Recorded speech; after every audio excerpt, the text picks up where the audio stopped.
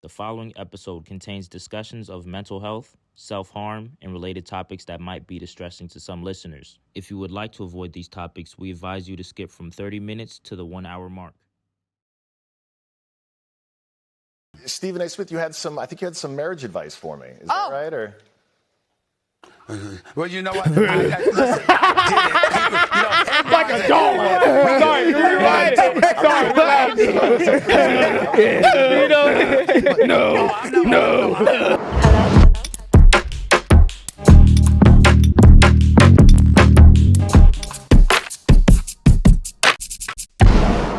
Yo, what's going on, everybody? Welcome back to episode 34 of The Jam. It's JJ, AB, Alan, and Matt. Yes, the sir. It always is. Give me a round of applause. Round of applause. Do it again.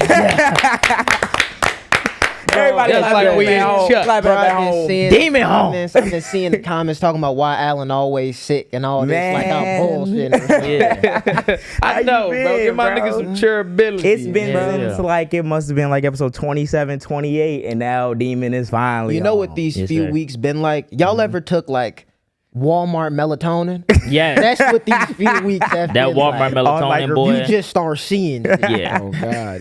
Put but you on your before ass. we get into everything, I know y'all very excited. You got to hear Alan speaking everything this week. Before we get into that, though, make sure you show us some love. You gotta show us like, love. comment, share, subscribe. Alan, bro, you gotta tell them What, bro? where they You ain't can been find here, us. Bro, I ain't bro. been here, so y'all haven't been understanding the assignment. But you know where y'all can find us. Acast, Yeah. Prime, Yeah. TikTok, Yeah. Spotify, Yeah. YouTube, Yeah. Instagram, Yeah. Facebook, Twitter. Blue Sky, OnlyFans.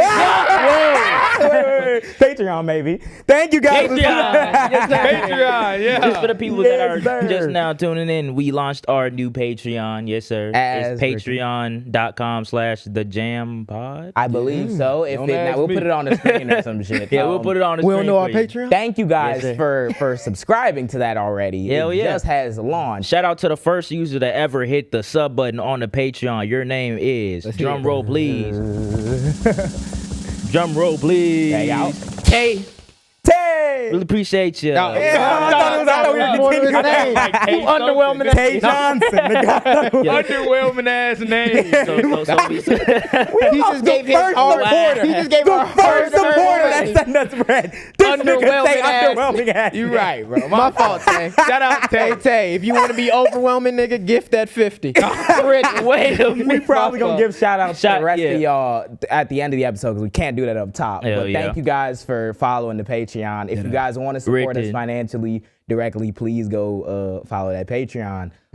Yes, we appreciate all the love and support, bro. It's a lot of stuff that be going down. But first and foremost, before we get to any of it, I need to see what we got on. We have to. And you have to go first. Yeah. have to. I have to go mandatory. first, bro. Go. Okay, I guess. I mean, we got the. Lemon Nigga. peppers. Lemon pepper I stepper. think I wore this chance. I won this since I started the jam. Y'all seen this? Brown jacket, not finna lie. Smells like weed, but it's fine. Yeah. Fine. We got the. I didn't smell nothing. We got the tie because I blasted perfume. Got the tie. Yeah. Little dress. Yeah, shirt, sir, you black know, tie. No jewelry. I'm gonna be so real with y'all, like, because y'all know how late I was. Like, I didn't even know what fit I had on until you just told me to look at my fit. Because I was rushing, bro. Miscellaneous items. Why y'all think I went to the mints first, nigga? I didn't think I was gonna I didn't know what I was gonna wear until like 5 minutes before we had to leave. But I can start next. I can go You know what I mean? finish off. You know, he got the Uggs. This is the first time the Uggs making an appearance, I believe. It's fall. It's getting You know? chilly outside. Getting It's getting nippy outside. cold. So I had to get in the little, trying to be warm, you know what I'm saying? Uggs, you know, got the pants, and these got an unnecessary amount of pockets, but they're useful. Written. And then a little jacket. I don't think I wore this yet on the air, but then, you know, babe underneath it. I had to still keep the Ooh, little chain. babe. Yeah. Hey, what's on the red? Snack. Where those diamonds from? How How progressive. Actually, they got free promo the last episode. True, If they anybody did. the They did. Disrupts, Yeah, that's a pay rough. us. Yeah. You know what I mean? Wait, you want to go next? Yeah, if I say, hey, Yeah, hey, we go Amigo? Okay. bang out. Got the got Columbia 11s. Yes, Yes, sir. I almost wore those On today. the It would've feet. been a Yes, sir. twin. Got the cargo pants I've been wearing since episode 7. Imagine he's right about that. Got the sweater made out of eyelashes. And got the Swarovski on the wrist. Look, you see it floating in the air? Hey, the bracelet Got the matched to eyelash. your D. Yeah, you feel me? Got the blue on. I felt little blue today. I'm gonna say Nigga Grift. feeling awful cloud. I'm not a Crip. No, not a Crip. no satchel. No satchel today. Damn, this must be the first episode you ain't had the And satchel. I got the little chain. But he still had the Damn, chain. Yes, no yes. satchel. Hey, No Matt, satchel last but certainly not least. Yeah, Go nah, I ahead. mean, I had Hold on, what you stepping with? these Before he went crazy. Before he went crazy. the pre-hood What are Kanye. those? you know what I'm saying? These are desert boots. Desert boots. Five Yes, Below desert boots. Five Below We don't desert say boots. that. We don't say the name. Adidas desert boots. Oh God, Adidas desert boots. desert boots. APAC boots. Why is it going? Whoa, okay. All right. Nah, niggas go. He done said, bro, got a lackluster name. You go to APAC boots. We 2 for 2. That were fried. Back out. Got the boots on, got the, you know what I mean, got the jeans on, you feel me? Super oversized, you know what I'm saying? Parachute pants. You know what I mean? Got the on the chain, got the stack on the wrist, stack on the wrist, you feel me? Of course. Got the Air flannel, Dazzle. this my nigga Allen Supreme flannel. Stole this from him for a few days. Had the, you know what I mean? He won't get it the back. shirt? I got the shit. Let me say it right. It's Yes, sir, yes, sir. Quano. Quano, yes, Quano. sir. You know what I'm saying? Yes, Shout sir, out, Richie. shout out, Shout you know out what I'm y'all. saying? Send us Shout out, a care package Quano. of doom on the You know what I Hell mean? If yeah. you want to send me some shit to wear on stream, or not on stream, if you want to send me some shit to wear on the podcast, let me know. And Yes, Yes, sir. sir, Go Rich. follow The Quano. neck, bro. Oh, what's on the neck? Oh, Same thing. 150,000. We got that much? Don't subscribe to the page. Got Got a new chain that say fuck what? Fuck yeah, bro. That's been going crazy. That's I mean, that picture been blowing bro, up. that shit been Hell going yeah. crazy. Got a new chain that say fuck ice. You feel me? Shout out my Yes, nigga sir. Chance. And then finally on the Oh yeah, finally On a beanie. got the little LV. Louis hat. how progressive. How progressive. Okay, but it's half progressive because like It's like what? I really got it from Depop though. It's so, like, progress because we're Progress. Here. Everything after If- that. You feel me? And we'll get into that in this segment of Oh fashion yeah, when we and talk about shoes and fashion all and this shit. shit. Yeah, we're gonna talk about it. We're gonna talk about it. But yeah, got the Louis hat on, stepping. But it's been a long time since we've had just the OG setup of the jam. hell yeah. And we got many a thing we gonna talk to y'all about this week. We're gonna talk about where Alan's been. Give him a little update, because I know y'all been waiting to hear from bro. Yes, sir. We're gonna talk about, what is it, Cool Kicks? Yep. Cool Yep. Kicks of Doom. All of that. Rated. Man, speaking of getting rated, sounds like those are kicking up nowadays. Mm-hmm. On top of that, yeah, unfortunately. Yeah. On top of that, we're gonna be discussing with you Stephen A. Oh yeah. We're gonna talk about Stephen A. we gotta bring him He's back been to in the some hot table water again, bro. recently. Not even just hot water, same know bullshit all as usual. Same bullshit. Then Where did it all go wrong? we're gonna talk about. We'll get there. Jesus I Christ. ask myself that question Meat every day. potatoes. Meat I potatoes. know it start with a letter C, gang. It do start with a letter C. Afterwards, we talk about Steve, and we gonna get into the big effects about AI, because we seen the comments, and we've been seeing some of the everything that's been going on. Yeah, we've Yup. seen some of our comments and And I've been people seeing saying the about real AI. life impact on niggas' knowledge and niggas' brains and niggas' preparation to have conversation, because we're also gonna talk about Joel Patrick Yeah. and The big the beef broader ass nigga. problem. Like, we're gonna ask the question, where did it all go wrong? Got some chompers on him, don't he? Big old chompers. Stupid ass. All right, let's get it. Still got big ass teeth. Man, oh man, I'm never gonna be somebody who overtly flame someone too much for their teeth size, but Jesus Christ, nigga. I ain't never seen no shit like that. Never. But let's move swiftly along. So, do you want to? I kind of want to address the brief stuff that we had for banter, but I kind of want to just start up with Alan and get you some room to talk, get acclimated, introduce I yourself. mean, shit, we again. can talk about what's on banter. We had originally we was gonna talk about first of all the Chance thing. Yeah, we were just talking Chance. about fuck ice. We had went and seen Chance over the last weekend because he had his stop in Chicago. And I think it was pretty cool. He had performed a bunch of stuff from Starline, some past stuff as well. He had a moment where he says fuck ice, which was on I think Drapetomania with Baby Chief. Yeah. He came out too. You got to talk about that moment though. What? Oh yeah. Oh yeah. Crazy ass Say the moment happens. Oh my god. So we go. So it's me, AB, and this Matt, and we go to the Chance concert. Mm-hmm. We walk in. We get to our seats. Everything cooling. So then like he goes through like maybe about half of the set performance and everything, and he hadn't played No Problems yet, which is like, that shit was crazy. That's like bro. the jam song. So I think, I could be mistaken. It was like an intermission, and we were all about to sit down. Was it right after they did No More Old Men? I believe so. Yeah. It could have been right after they did No More Old Men. He brings out Jamila Woods, who sounds like a goddamn Amazing. angel. God, Yes. Oh my gosh, that was like my favorite part of the entire show because obviously that song's my favorite. So they play that, and then it goes like silence, a little bit intermission. I'm thinking they just gonna like dip out and then kind of like come back in a few seconds, restart. I look to Matt, he starts sitting down, a bunch of people start sitting down. So I sit down. I'm like, in before he starts playing No Problems, as soon as I finish the fucking set. Like, literally, as this nigga said it. Like, he finished his sentence, and the nigga came back. I was like, oh my god, I'm like, Lisa, now got you. That was the first thing he told me when he got back to the house. He's like, bro, something just happened. Because I was like, I told them literally word for word what was happening. I was like, if y'all were not here, no human being on the earth would have believed that just happened. Nope, it like not at happened all. so perfectly on time, it made my entire It was night, so but- perfect that the girl sitting next to me was like, he did call it. She did say- it was after the song was done, like, and everyone sat down and she was like, you did call it. Yeah. I was like, shit, that was a At this crazy point, we knew the set experience. list before everybody else. But that was a super cool experience. Chance is now the third rapper, I believe, artist that I've, fourth, because Cardi also performed. We went to see The Weeknd. But like my the fourth God. artist The that nigga- I've seen Bro. like Did perform you live see? that I listened to. You better. Nigga, did you see what happened to Cardi? No, what Bro, happened? Cardi brought out Kendrick. Oh, I did see that He brought clip. out Fakemink, which literally be I don't even know. like this. Let me Sunday. I ain't never. Can I say my very brief Fakemink story? Real quick? Yeah. And niggas gonna fry me. I know niggas gonna fry me. But all you niggas that's gonna fry me, suck my dick. Dead ass.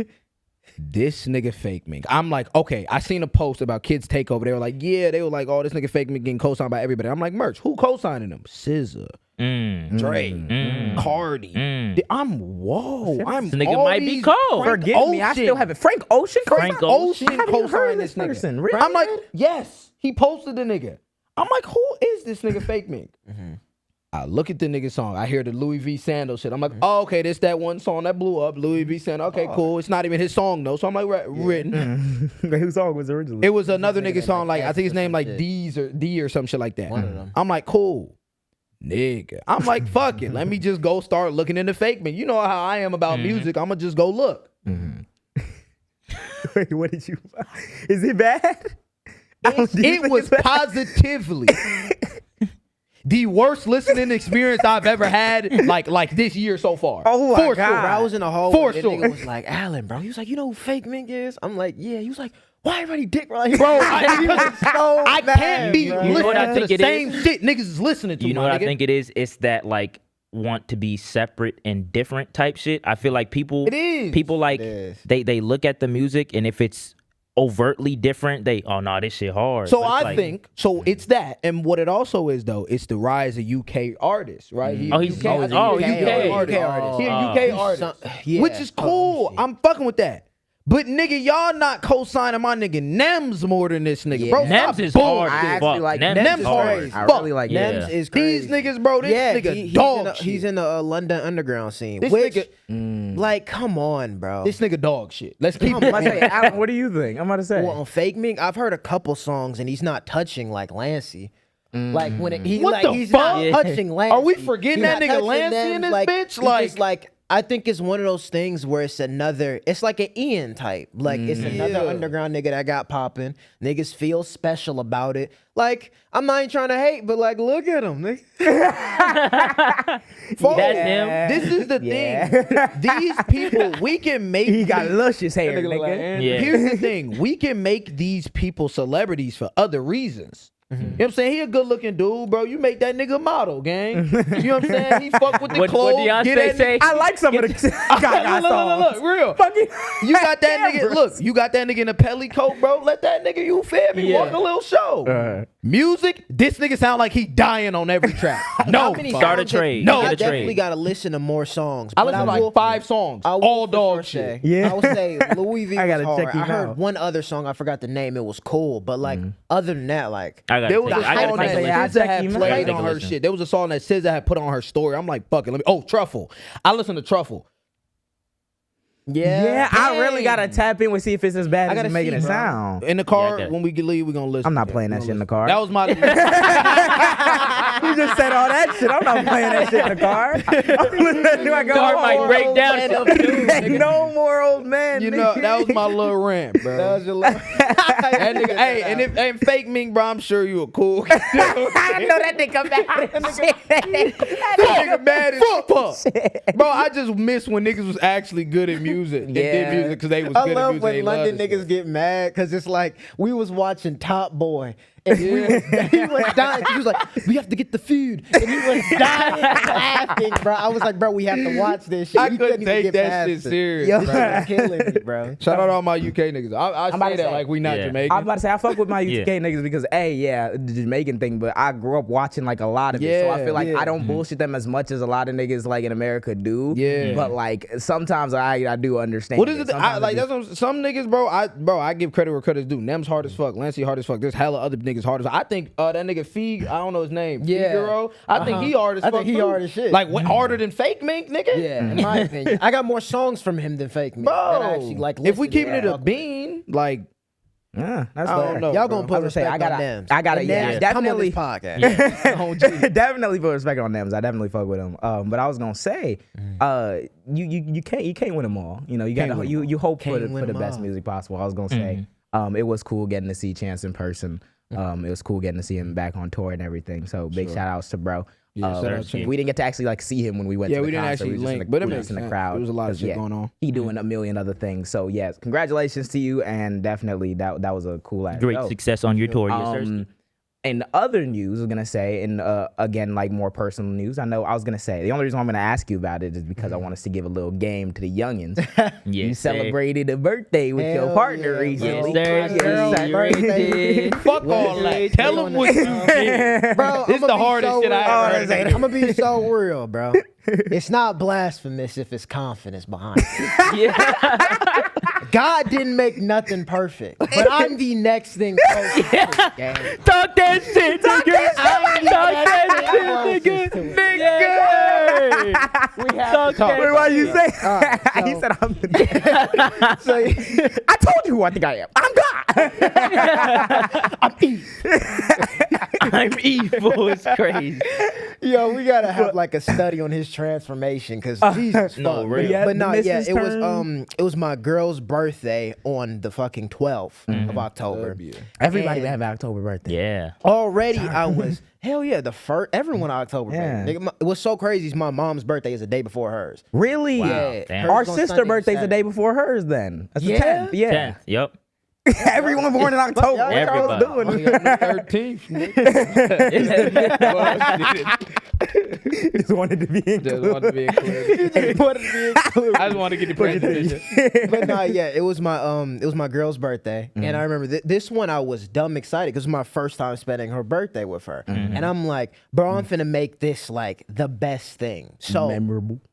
on Saturday, right? Because she was supposed to land on Sunday, and I was like, hold on, change your flight to Saturday. So I have a surprise for you. So on Saturday, we went to this thing called the Water and Lantern Festival. Fire. And what a Water Lantern Festival is, like, you basically like they give you like a whole bunch of like boxes and shit that you can customize a lantern and shit, and you basically build it and you let that shit out in the water, That's bro. so cool. Like that And it shit was off like- Tangled. You ever seen that shit off He's not Tangled? wrong. Not- It's he's like- not Yeah, wrong. that's I know hard. exactly. That's my nigga. That's like accurately too. Let the land That's go. what it is. Yeah, but that's how it was, bro. That shit was like beautiful, nigga. I was like, that is crazy. Hard. That's so cool. I'm about to say, think outside the box with your date ideas. You got guys. to, bro. I never thought of no shit like that. You never No, find. You tell never them know the when you hard get Whole out Yeah. thing. No. So then next day, bro, I wake up because I woke up at like 7 in the morning. I was like, okay, I gotta get this shit done. Woke up, I got her favorite flower. She loves hydrangeas, so I got this big ass bouquet of hydrangeas. So then after that, went to Build-A-Bear, got a bear, got her a whole like basket of like shit she fucked with. But before like going on her main gifts, I got every gift that like had meaning, and we both fuck with music. So I ended up getting like a whole bunch of vinyls that ended up having to do with like every era. I gotta of our step my fucking relationship. game up, nigga. When this nigga told me, when they both were telling, yo. because he hadn't even told me anything. She kept and like started telling me about all the stuff that he was doing, and I was like, I had to go to the. I said, He made me realize I def don't need no girlfriend right now. Nigga, I get your ass an edible arrangement and call it a day. I'll call it a day. So I gave her the first. Come on, well, here you go. Well, Here's the fly. there you go. Thing about my girl is like, bro, she cry a lot. I gave her the first vinyl. I had to give him like, it was 7 vinyls in total, maybe. And I gave her the first vinyl, starts bawling her eyes out. It's the funny. I'm like, yo, Wait, we're there's not more. even close to done. And it was a story to each one of like representing like each era of our relationship and how it meant to me. And then after that, I got her some AirPods because she has some bullshit AirPods. And then she had this perfume she always wanted. We was in Macy's once, and she was like, bro, I always wanted it. I remember I was shopping for my room, and I was like, let me check. Bag out. Got that. Bag out. And Yes, then what after that? Then I got her Pink Panthers tickets. So Oh we had yeah, that- because I did. feeling like. But then we got I mean, the Patreon just. Yeah. We haven't even had time. We didn't make no money. We ain't make shit for Patreon yet. I just seen $1. That nigga came up with that on his own. Reggie. Damn. I was That's gonna hard. say, hey, don't Hey, let the nobody fellas- convince you that you shouldn't like your partner. Yo, yeah. partner. Niggas And really then don't I need think to the cool thing, because after like all of that, I think that was all the gifts, and then I had took her out for a day and like got her favorite food, everything, and then at the end of the night, she has a favorite underground artist she fucks with. Her name is Veda. So I was like, bro, let me DM her and see if she could say happy birthday. So she ended up sending a video. It was like happy birthday. And Yo, that shit. So that This was like nigga the reverse Riddler. That was the hardest shit I ever And heard. you want to know what? You want to Get know it, why? bro. Oh yeah, I was gonna say the thing that made me so happy about it was, especially the birthday message shit, was because we had a little conversation. I don't know if you remember it. We talked about it. Like, I don't remember if you were at the very beginning stage of your relationship or if I was still in my relationship. But like, because the whole getting creative, like the gift idea thing, I remember we talked about that like a few different times, and it's crazy to see like. Don't point at me, nigga. I'm not creative. this nigga bullshit. This nigga Matt bullshit. You gonna get a girl? You're not gonna see this nigga on this podcast. This is gonna be buttoned all the way up. Nigga, I'm gonna be in the Maldives, nigga. I'm gonna be in this bitch. Cool. In the Northern Lights, On nigga, fire. doing some Gonna have a deep shit. hologram mat sitting on the God. couch. But I Be a was Swede. saying one of my favorite things about being in a relationship when I wasn't one is because I'm not a nigga who like will get like a one-dimensional thing and be like, hey, you wanted this shirt, so that's it. It'll probably be like a multiple part thing, and it'll probably have some like deeper meaning under it, which I mean, I feel like that's the bare minimum for like niggas to do if you fuck with your partner. If you're in a Yeah. relationship, But that's when you get creative, because even if you don't have all the money in the world, I was telling you, because I remember even when we were talking about it, I was like, you always run to the debate, do you want to spend a bunch of bread on one thing? Like even Or for like, multiple, even yeah. like family, like during Christmas or during birthday, do you want to spend a bunch of bread on one thing, or could you scheme it? You probably still spend bread, but like get different things. Maybe they mean different shit or whatever. And I always encourage that with niggas. Niggas stop Yeah. buying fucking sure. a laptop. wanna Like, that's it. marry. Yeah. Get your bag. I do nothing else. Like, damn, It's shit, just get effort, creative. especially like when that love is there, bro. You finna just do this shit. Hell yeah. Yeah. That's So- just written, bro. And I was gonna That's say, written. and oh, you weird ass, well, you know that influx of niggas we get whenever we talk about relationships that have like been through traumas. So they're like, you can't. All right, then when it don't, you're sad. When it don't work, my nigga, I'm never gonna kiss another Heal, girl because my what nigga. if she break my heart? you gotta understand. You come to a level of you gotta understand. You gotta heal, my nigga. Yeah. you gotta heal from them things. And there's bro. another nigga who is in desperate need of healing. And who does not need to pretend to be an Iceman, despite the fact that that's what the album's gonna be called. No shit. Drake got his case dismissed. Damn. Tough. Fuck. And then you had to celebrate your son's 8th birthday with. Your 8-year-old son that you wanted to abort.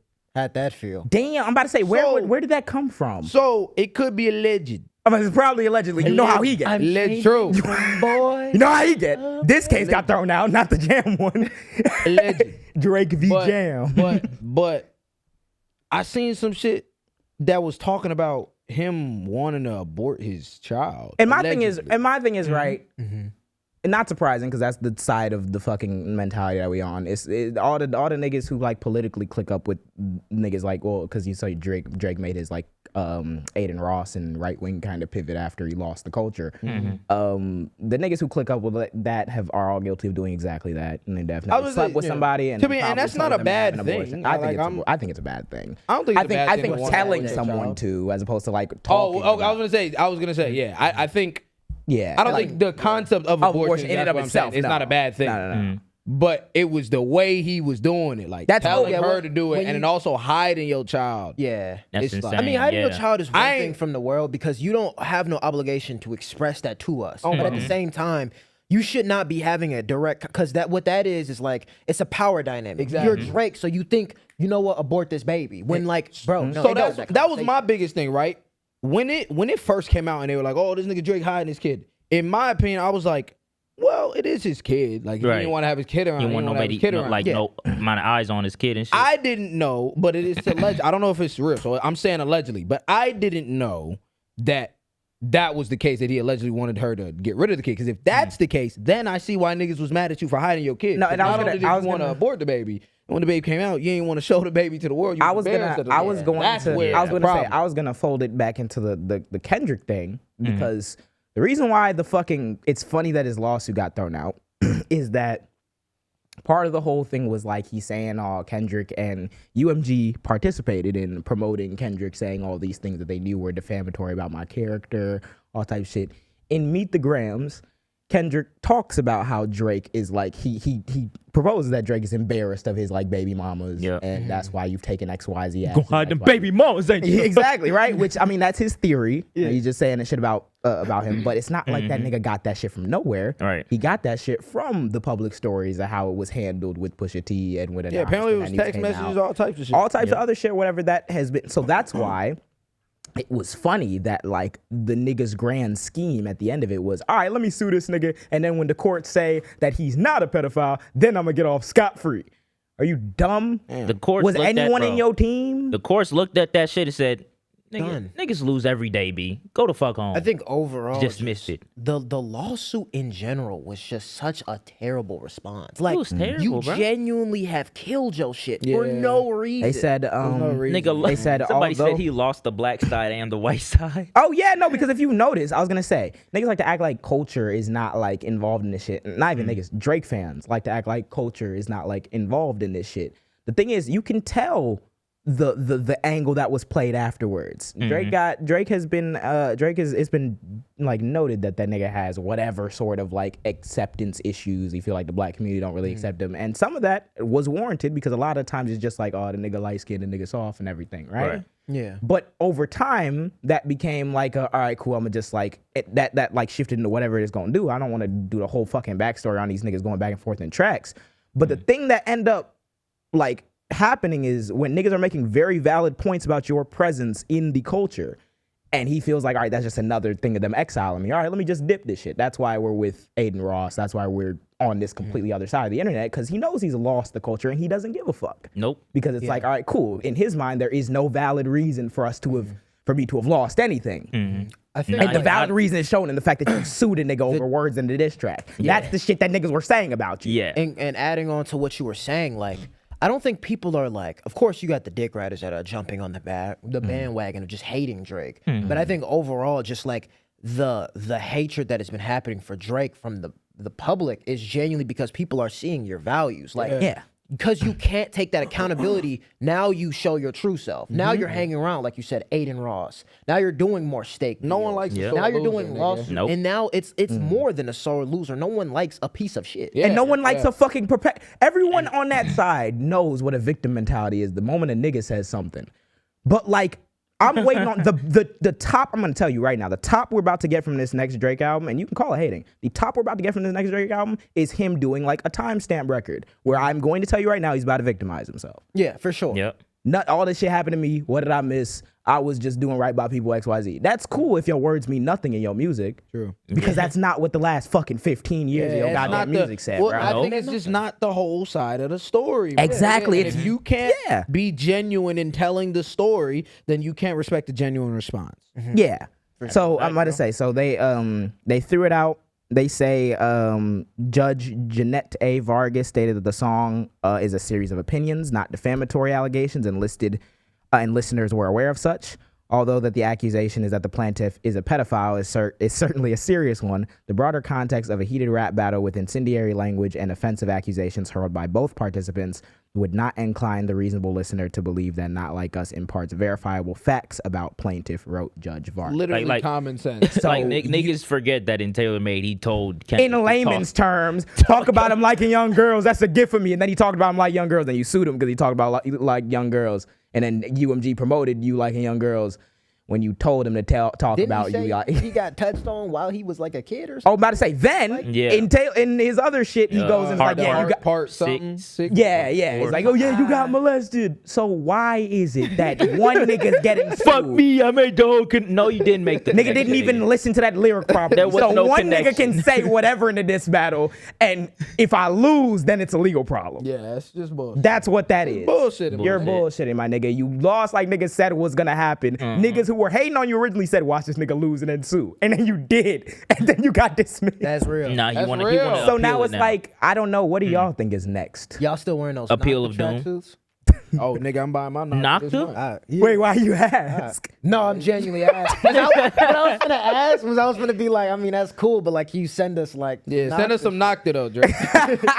I would fuck with Tomo send us some Nocta, nigga. I'm nigga finna cool. send a knock the bomb towards you. Knock the law. Knock the cease and desist, nigga. Gonna be knocking on our fucking P.O. box with that letter from the lawyer, nigga. Yeah, real. But yeah, it's crazy to see that everything kind of like finally Full circle. kind of Yeah. full circle Full and circle. kind of ended with the way a lot of niggas who were originally judged to be hating said that it was going to end. It's like, nigga, you don't do yourself any favors. And if I'm on that nigga Drake team, there's no way I'm letting that happen. Hell No. no. Because I would tell him straight up, hey, bro, even lost. if Sit you the fuck down. I lose would've been this like, you case, lost, man. you look. No. I'll be like, yeah, you lost. But even if nuts. if you lose this case, you look nuts. You look even dog. worse. Yeah. You look 50 You times look worse. 10 times And now he's trying to appeal to shit. You gonna look 500 times worse now. Trying to appeal Well, to like, shit bro, for what? you could have took that break, took your L, and came back. Yeah. Bullshit. I'm about to say, we're going to appeal it to the Supreme Court so the Supreme Court can hand down a steaming decision that says niggas can't rap anymore. The fuck are we doing, bro? So, yeah. No dead ass. No That's dead what ass. happens when you get too actually put it like what's that. gonna Because happen. what's gonna Yeah. happen if That's he what's gonna happen. appeals and he wins the suit? That means that UMG and any other niggas who are distributing cannot They're and just gonna should not censor it, yeah. partner Yeah. with somebody who's saying incendiary shit about another person. Which, by the way, is also half of Drake's catalog. So, like, what? So we take our ball and go home, right? It's just some dumb. That's why niggas don't fuck with you. You It's not can't because- rap. You can't better than us. He brought out Fakemink Yeah. and wireless. He did. He brought him out of wire. Good God, man. Just lost. And we're gonna talk about the broader effects of AI because it's led to a brain drain that Drake is capitalizing on. Real. But before we get into all that, I'd say that another candidate who he fall on the melanated side, but is also a bigger proponent of this whole brain drain thing is Stephen A. Unless you want to start first, because because we didn't actually like talk about you first. I don't want to get into all the politics first, and Stephen A's fucking drain. So first, on a deeper but personal note, how's it been, bro? You've been gone for a while. Like I said in the beginning, nigga, Walmart melatonin. Don't know what's been going on. It has started off like a couple weeks ago. I got sick. I think I got sick from Matt because he had got sick. Yeah, And unknown illness. None of us like had like we're trying to No. figure out what the fuck it was. I but think it was like just genuinely like a cold. Yeah, it was Yeah, like it's a just like a cold. It's super just cold. Me and this nigga, my cold and his cold are like different different things. Yeah. My cold was like, damn, I'm down for 4 days. His was like, I thought this nigga was going to die. Like it's close to death every time. Like I don't leave the bed when I'm sick. Yeah. But yeah, then after that was like what 4? That was like 4 weeks ago. That was like I don't even remember. But I I got don't sick. remember either. I got sick for like hella, and then after that, before our fucking trip, I ended up in a fucking mental institution. just like Just like that. Yeah. I had just like checked myself in the hospital, had some shit going on. Because first I had to just check off an injury because of just farm. So I checked. They instantly was like, so I went there because each hospital I went to first, and these you already know how that goes. Yeah. You got a 7-hour wait period. Bullshit. Boy. What? Yeah. Bullshit. Boy. I just left. Next day, I'm like, bro, Matt, take me to this hospital because I need to check if I got like a concussion or some shit. So then I get there, I talk to them. They like, I'm like, told them the real because I was like, bro, I don't even want to tell them. And they was like, at least my girl was like, yeah, you should just go there and tell them. So then I went there. I told them the real. I was like, yo, this happened. Instantly, they was like, "Come here." They put Come here is crazy. Come here. God, I was damn. like, Nah, it was really like that though. Yeah, like damn. one minute started. one minute I'm like, my nigga Allen, he getting the help that he need, whatever. The next minute, nigga, gone. I'm what? The That's fuck? how it is. they were Fried. like, they put me in the back room. They were asking me all these questions. They were telling me show like certain things, and then they was like, "Give me your phone, give me your clothes." I was like, oh, okay, Your like clothes. I'm still That not catching on to the gag. I'm like, okay, like we finna just chill in this room. I'm finna see like, you know, get a scan and all this. Hell Put me no. in this room, right? Put me in this hospital room. Like, and it's not no regular hospital room. You can tell it was some shit happening. There's Yeah. holes in the wall, scratches, it's a shit show. So I'm just sitting there waiting. And essentially later on, they're basically like, yo, like, this is it. Like, we about to send you to this mental institution. It's like, that's what it is. Yeah. So yeah, they ended up sending me there. I stayed there, what, in total, like, 4 days, 5 days. 8 days. Nah, No wait, yeah, we It was was on a like- weekend. Yeah, yeah. in total 8 days, because spending the night at the hospital. That wasn't, you know what that experience is? I think for the people at home and for you, you know, it's basically Amazon with no limits. Basically, that's genuinely how I've nigga. never It's heard. like I've never heard that I'm analogy. described bro, like that. I'm gonna be so What do you real, bro. mean It's by that? basically Amazon with no. It's basically like when I went there, I was like, there's really levels to this shit. Like there's like. Because you meet I someone. have to be real. Nah, bro. be real. There's No, levels be to real, this be real, crazy yeah. shit. I'm in there instantly because, bro, I'm scared as shit. And here's a funny ass story. I had got in this room, like this waiting room, when I got in the place, and I'm in this fucking gown. First off, I'm uncomfortable as hell because I'm strapped to this fucking like this bed. They Yep. got me in a hallway. I'm like, yo, like I know, like I'm here for a reason, but gang, like, Oh, I'm not yeah. for that reason. Like, damn, Yeah. can I get some fucking Like, let's shit I gotta for cover, real? nigga, bruh. damn. So then Let me they- move my arms a little I bit. get a water I'm cup, like, nigga. damn, they make you feel like you actually Yeah, are it like make it nervous. worse. Restrained It make it worse. Genuinely. Yeah. So Genuinely. then after that, I go in the room. I'm in this room and she's like telling me just basically like the gag of it, or not the, let me stop saying gag. Basically just like how this is gonna go. And she was reading me like the medical reports. I'm like, fuck, I'm finna be in here for God knows how long. Cause she's telling me like, cause how it started off, they was like, yeah, you finna go for 3 to 4 days. So I'm like, okay, that's cool. And I told, cause they visited me in the hospital, I'm like, gang, as long as they got a TV, I'm straight. That's really all he I'm was straight. saying. Maybe if they let me use my phone, I'm All straight. that was, bro. Get my nigga this TV. Bro, 3 to 4 days I go in there. She's like, oh yeah, I don't know why they told you that. Your minimum is like 5, but the quickest I see people leave is like a week, but like you might stay for like 2 weeks. Just So I'm Just like, extending the fucking time. yeah, Mind like you as, in there as somebody alone who's never already Yeah. in whatever headspace you in, my And also, nigga, I'm and about to somebody say- and also I'm bullshitting about to with you say- like and that. also, I hate that they shit. stigmatize, and we, as like a people generally, don't understand as much as we need to at all about mental health At and- all. and the No. process of it all and what goes into it. So niggas stigmatize it already. So you're sitting there, especially having like, I've never been in like an institution. I haven't like dealt with that side like directly. But as someone who's like never been in that, like you can immediately you when you have someone who goes through it, you immediately deep like the seriousness of not having that freedom, and you kind of gain like an appreciation for it. Cause I'm like, it's not like niggas are like set up in the best position to be helping you once you go into that. Yeah. No. There's a I lot of remember- inequities in that which- system. what were you saying? I remember when it was like years ago when I was helping somebody out, and I believe she went to a mental institution. Yeah, they strap you to the bed, they put you on this little like type of gurney or table, whatever. Yeah. And then they put you in the back of I think she went in the back of like an ambulance, and they took her to the mental institution. Yep. And when you're in there, it's like, I don't know, bro. It's like a soft prison, basically. Yeah. Yeah. Like they don't help niggas, bro. Fully, Yeah. Yeah. it's literally prison. Like even with the people in there, it's literally prison. So I'm in there, bro. Like I remember the hospital. Like the first day I was in the hospital, I remember I was fucking terrified when she was like, yeah, you're going there. I was like scared as shit because like it's one thing going there, but it's another thing like you going there and you don't know when you leaving. I'm like, bro, I ain't never been in no shit like this. I'm like, I already got my issues on my own. I'm like, bro, I got a trip. The crazy thing was I told the social worker, I'm like, bro, I got a trip tomorrow. I was like, I gotta go to Atlanta.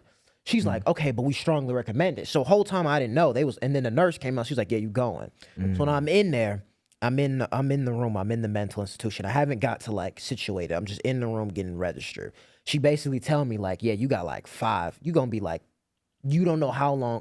She was like, I don't know how long you gonna stay there. So I'm like, okay, cool. Like, we'll see how it go. I'm fucking scared as shit. So then my mom's there. She end up leaving my mom telling like just kind of just lore about me. So then she come back happy as fuck. Cause whole time like she had attitude, but which I don't blame you. You work at a fucking mental institution. Like, you see some shit. So she came and she was like, oh my God, you met Chance the rapper? I'm like, you can't be serious. He's like, you met Chance? bro. I'm like, yeah. I was like, he's on the pod. He's like, yeah, your mother was just. What is going through your You know what that shit mind at kinda that remind point? me Yeah. of? You ever heard the song Roses by Kanye? Yeah.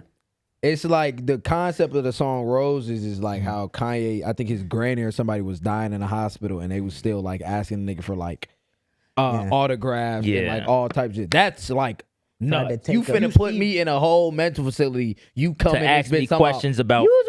You was with Chance asking me questions. I'm visibly terrified. and I can't get out. I'm about to this say, bitch, I'm about to say, what's going And through then, your mind when she bro, like, says that? when she like, it was just like there was nothing going on in my mind. I think the only thing was genuinely like, bro, like how the fuck am I about to get through this whole time? Like I don't know what's about to happen. So then she's like, yeah, we gon' see, because she said it after. She was like, I talked to the people. She was like, I'm gonna move you to like a soft unit because it's different type of unit. She was like, I'm gonna move you to like the softest unit. So I'm like, okay, bet. Then she leaves. Then another lady comes in. She's like, no, you're going to the all men's unit. Just and bullshit. the all men's unit, which she told me because she told me I was going before and I didn't know how it was. She had told me it was chill. But once she told me I was moving to a softer unit, she was like, yeah, I don't want you in there because there's actually people that's psychotic in there. And it's all niggas in there. They crazy. So she's like, yeah, you gonna go in there. I'm like, oh my God, bro. So then I go to a room, butt ass naked. They checking my body for scars. They like spread your legs and cough so you ain't hiding shit. Basically, that whole procedure on some prison shit. The first thing the first time I ever read about like the procedure, like when you getting checked in, like and something exactly like that was I was reading a book my sophomore year of college about women in criminal justice. It basically like followed the story of a bunch of women who had been to prison. I believe it was in New York. And they had like described that process, like them getting washed down and getting checked and everything. And I'm like, that shit is just off. How we deal with humans, gang. That ass. That How we humans. deal with people who are literally the same blood and bones as us, just They- different Going mental through- yeah. issues. Hell yeah. going the stigma, through it. and then whatever treatment is okay. And whatever they have it. And like the reason I was saying it's like Amazon was because the moment I walked in, it was all like the moment I got in the men's unit, already bullshit. Nigga with an ankle monitor on screaming, just like he's screaming at nobody. Like he's like punching shit, just losing it, just off of trauma. It's other people losing. And I'm just like, oh, I'm here. Like, fuck. How do you think, I want to say that, like, because obviously you spent a lot of time there and we've been doing everything like through that. How has been processing like that, like I'm here? Like not only being there, but also now that you're out, how has it been like adjusting now and processing that?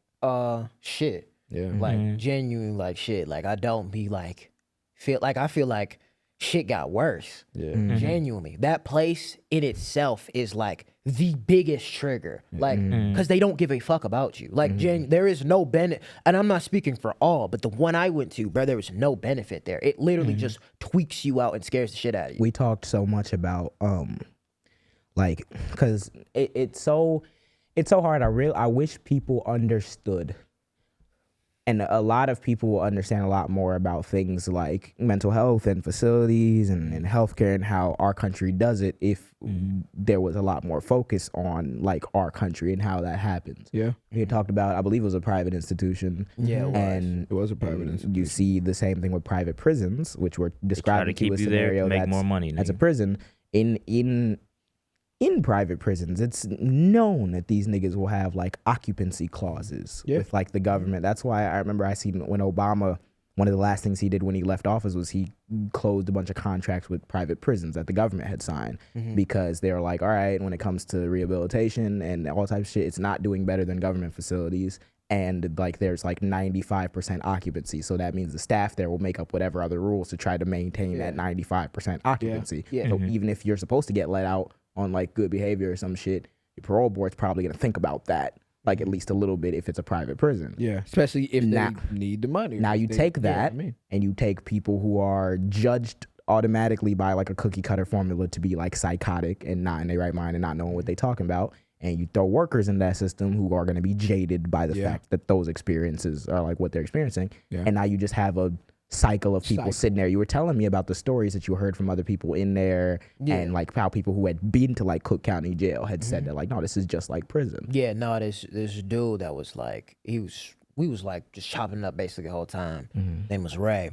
We was just talking and he was like, he'd been in like the prison systems. He was like, it's basically like, it's literally like it. Like the way, like even they have two phones you can use. They both on the walls. And like if you have certain times to use them, you only have 10 minutes to use them, but you can't hear shit. So I remember, bro, I'm on the phone, like dead ass, just like this while you hearing, like, I remember I was on the phone with you and like, I literally was like, I have to get off the phone with you. Cause I was about to just lose it. Cause you hear other patients screaming and losing their fucking mind. You can't even hear yourself talking. You can't even hear off this phone, and you hearing all these people. It's basically, it's literally prison. Like you got a time when you can shower. Your doors stay open. You have no privacy. If you want to shit and piss, your door's open. So you have just no privacy. My first night. What's the purpose in that? Nothing. My first night I was there. Can we not do anything better? Can we not do anything slightly better? Do you have to have the doors open? If I get to talking about it, the entire episode is going to be dedicated to it. So that's why I'm just staying quiet, because it's nuts. It's ass, nuts, bro. The first night I was there, whole time, like, I was scared as shit the whole day, because I'm in this whole men's unit with, like, people that actually done been to jail. Like, this nigga came up to me, he was like, what did he say to me?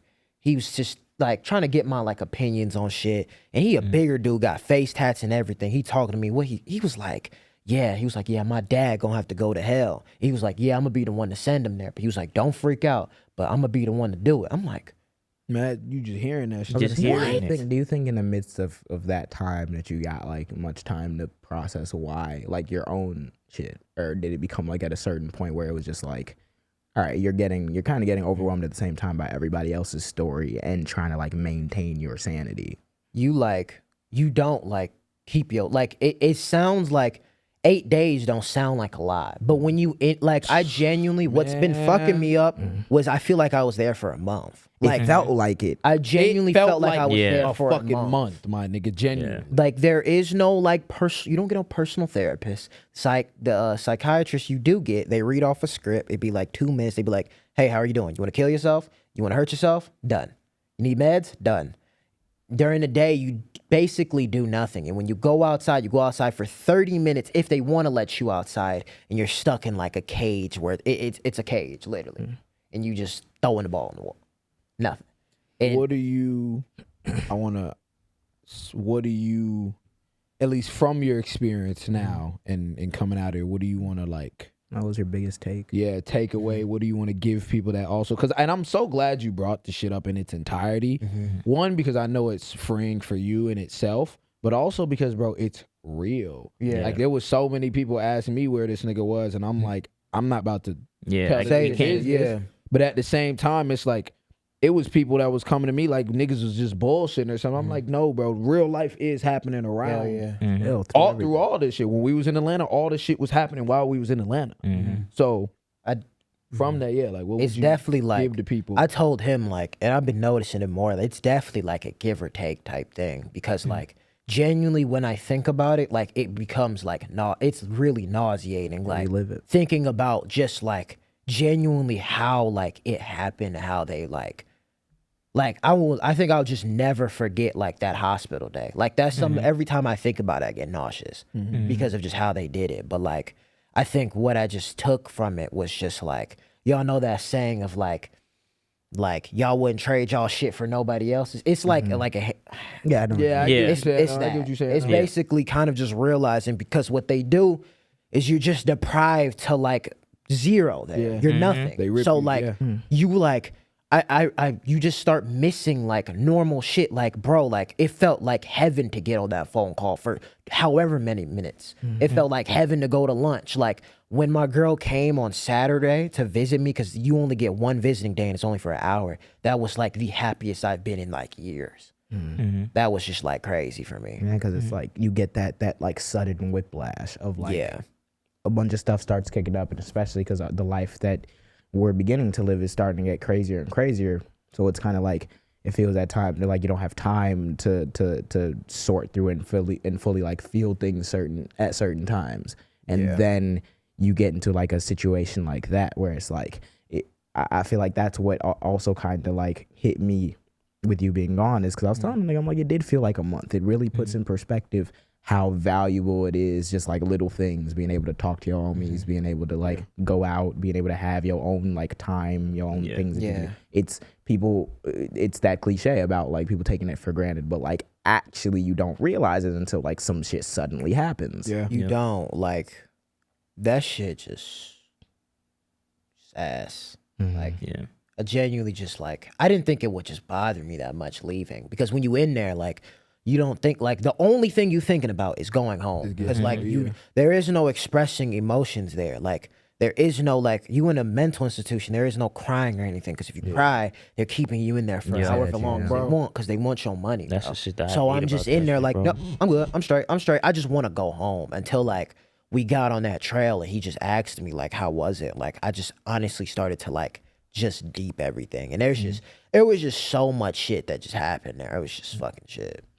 I'm not saying that, and I was gonna say, and that's a real like thing. Like there's not gonna be times all the time where I can sit here and be like, yeah, this thing happened and it was super good. And I think I can't accurately diagnose like every single goddamn problem. But like that's one of those things that I look at it and I can't get over the feeling that like, hey, if we for 1 second stopped putting like the profit over the life and quality of like people, human beings for 1 second. For 1 second. Then, maybe 10 years. Then maybe there's like a positive experience that much more positive experience that people could take from those situations, but we choose not to fucking do that. Bro. Like they had this fucking 18-year-old in there. This nigga was just chilling in there, and this nigga was terrified. He a whole kid, like he was just depressed. They put him in a men's unit, and nigga was bawling his eyes out. Then they went downstairs, or he put him in like this, it's called the Monarch unit. It's basically with like older people, younger people. He was in there, and I remember I saw him he was shaking, just crying, terrified. And they end up sitting him in a room with this dude that's like actually like insane. He was waking up in the middle of the night, just getting a cup, putting it in the toilet, drinking. And the thing is, when you in there at nights are the most terrifying thing there, because your door's open, so people can just like someone can just walk in like your shit. And the dude was just walking around his room, just like he was sleeping right here. He's just hovering over him, just looking at him, just and like you just fuck like he never stopped talking about it. Like he was terrified the whole run. And I'm like, you just fucked him up. I'm like, it's more trauma. This is what I be saying. Like the entire system needs a revamp, bro. Yeah. Because if you're putting people in a mental institution, the goal is to help people with their mental health. Dang. Should be. That should be the goal, bro. That should be not the goal. Bread, my nigga. Not bread. What the bro. fuck, And bro? like even just like the treatment of people, bro. They was making fun of patients. There was a day where they didn't change the patient. So like the whole unit smelled like something I didn't know was possible. I was like, holy fuck, I need to leave, bro. It was people trying to break out that bitch. They was having code yellows, right, turn right. And it was this one code red. Bro, I heard code yellow is basically like if someone acting up, they give them the shot in the ass, fall asleep, you done. So every day, tranquilizer, you're tranquilizing. They was having code yellows like shit, like every damn near hour, bro. They was going like you all have to go in your room. You have to watch whatever breakout is happening and be like, oh, yep, it's cool, and you just kind of go about your day and have another code yellow. And the red is basically where someone's really on some shit. Like, I was downstairs and they said code red. The sirens came up and a whole bunch of police came to the facility. And all you hear upstairs is just running. And you just hear banging. I'm like, damn. And like, even like, this is going to be my last thing. And then we can transition. But like even just the night, because what you were talking about, like how do you go to a place like that and actually heal for real? When it was like literally my first night there, because like nights were just the most terrifying thing. So like I'm in my room with my roommate, because you get a roommate, you don't even know him for real. We just talking. I remember I just couldn't sleep. The bed is horrible. The pillow is like not even this. It's not even as comfortable. It's like that fucking dumbbell on the ground. It's fucking awful. Jesus. So I'm just laying there, bro. My door's open, and you know how like in the bathroom, like they doors be open, so you just hearing people just shitting, just doing all types of things. I was hearing people screaming in the back, constantly trying to go to sleep. They give you earplugs, but they don't work, so you going to sleep hearing people screaming, banging their heads on walls. You hearing people. I remember my room was right here, and another nigga's room was like right here, and he had his door wide open. It was black. All you hear is just like laughing, and you just hear a nigga just screaming, "Yo, stop touching my dick!" All this and that, and just people losing it. You like, where the fuck am I, bro? Like this is fucking prison. Lunch, they didn't even give me lunch my first day, or they didn't give me lunch or dinner. I had to stay inside the entire day my first day because the staff was that shit. They forgot to give me dinner. So, bro, it was just shit. Shitty, bro. Jesus. Just shit, bro. Happy as fuck. Well, I'm glad that you Genuinely, back out, bro. man. And obviously, right, Jesus. I want to say this as well, because this is one of the first things we talked about when you got out that motherfucker. I'm like, this is not the end of this journey. And we talked about it even this morning. Like, this is now a part of you. It's going to be a part of you for a very long time. And this is something where it's like, you gonna have to grind from this point. You know what I'm saying? Yeah. Like, genuinely, there's a lot of shit that you have to do, like uncomfortable conversations you'll have to have with yourself at this point to start getting better, like actually, because it's crazy, bro. Going through some shit like that, and even like the shit that you told me, bro, like going through some shit like that, bro, and then even coming back into our lives is like a transition, like a motherfucker, bro. I ain't even want to come here this morning. Yeah, no, that's real, bro. Like, that's real. Genuinely. And then, like, it just kind of just, like, happened. Because I'm like, bro, I got to, get back to my life. But, like, that shit, bro, like, and it all varies. Because people have different times at mental institutions. But, like, I guess it genuinely, like, different places. If you are going to go there, like, just know, like,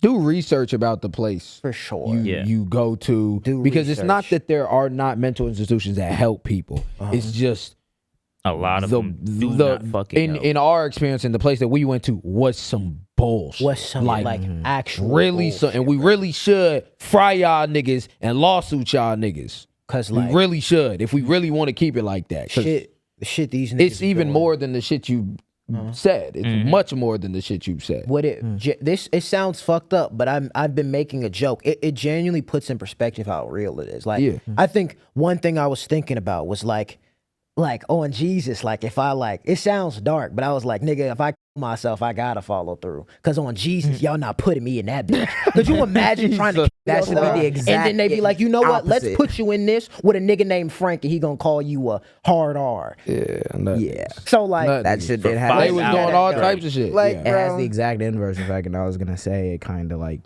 forcing you to put up that wall and acting as though you don't feel nothing, so you can get out quicker. opposed to, Genuinely like, seeking the treatment. And that's one thing that we've been talking about is seeking treatment for all of us, like getting like actual like treatment, therapists, all that medical stuff, like all of that. And we appreciate, obviously y'all are Jamly, so like we want to get real with y'all and we talk about some real shit. Hell yeah. Like that's the reality of it, bro. None of us are perfect. None of us are fucking gods. None of us don't have issues. It's real. Bro. All of this shit is dead real. One of us got our own lives that we live, and there's sometimes things just happen, bro. Yeah. No, real life. Shit just and that's why we have each other to talk about this shit. We got each other to talk about. We got y'all as a support system. We have our support system that we've already reached out to help Alan with certain stuff. And even us, nigga, we need to get the fucking, we were just talking, me and JJ were just talking about it. We need to get the fucking therapy as well. Hell yeah. It's like, bro, like that's the shit that you got to lean on, I was bro. gonna say it's one of those things where it's just like that you really realize how important it is to have a support system around you. Like, Life come at you quick. That Shit shit can is change. bro. Mental health stuff is not shit that you can beat by yourself, regardless. No. Bro, you always lose that fight. That's the thing, bro. Like I like that shit really just made me like bro, I remember when we get on the phone and I was so fucking happy. I like when I got on the phone with y'all was like, Nigga, that was the best It was fucking amazing, moment, bro. my And I'm just nigga. hearing y'all like it genuinely like it just take like it. I cannot explain the feeling. Yeah. It takes you out of everything, bro. Yeah. And you just like, damn, like I told through Chad. all this, I still got my niggas and everybody around me when I leave this bitch. Bro, love you. I told that. No, Dad, love you, my nigga. That ass. Yeah, bro. Actually, Real bro. shit. Love I you, told bro. Chad ass. I was like, Chad, bro, this is why we need my nigga Kier Gaines, man. Kier Gaines, come help us out, man. Make everybody shed a tear on this bitch. On phone them. Nah, real shit, bro. Shout out my nigga Allen, bro. So glad. And yeah, it's my a nigga. constant reminder, bro, that this life shit is real and it is okay to not be okay. Yeah, real shit. It is okay to Genuinely. not be okay. I was telling them niggas about the Jaam, and I was like, "Oh, I forgot this is a mental institution. These niggas not finna believe me." I was like, "Yeah, Jimmy." I was like, "This shit." I was telling them, I'm like, they was like, "What you do for work?" I was like, "I got a podcast." He was like, "Yeah, that's crazy. How big is it?" I'm telling them, they were like, "Oh, really?" And I'm like, They do not I believe remember it. how the context went. I was like, "Yeah, Jamie Foxx followed me." It was like, "Yeah, Yeah.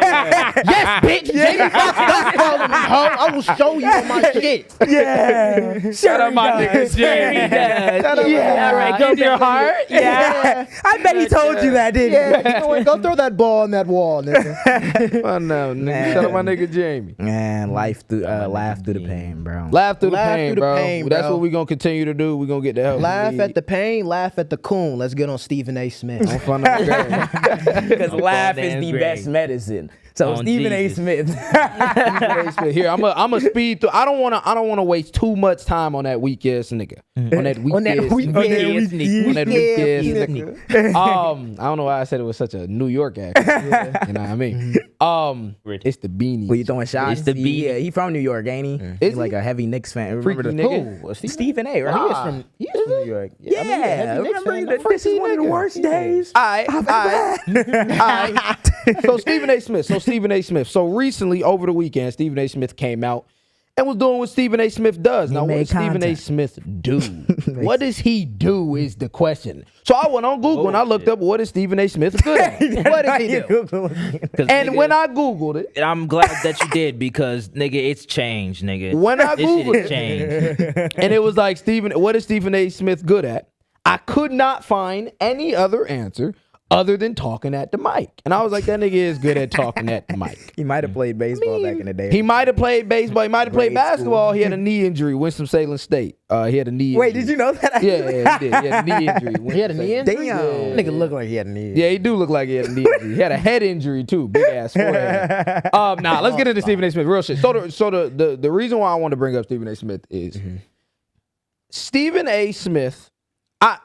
On this episode of The Jaam, I will be revoking Stephen A. Smith's black card. And the reason why, In agreement. and the reason why I think as a collective community, Yays, nays, yay. Yay. Yeah. Yeah. The yays don't have. Yeah. the reason why, as a collective community, I feel we should revoke Stephen A.'s access to the community, to the culture, is because it became very apparent.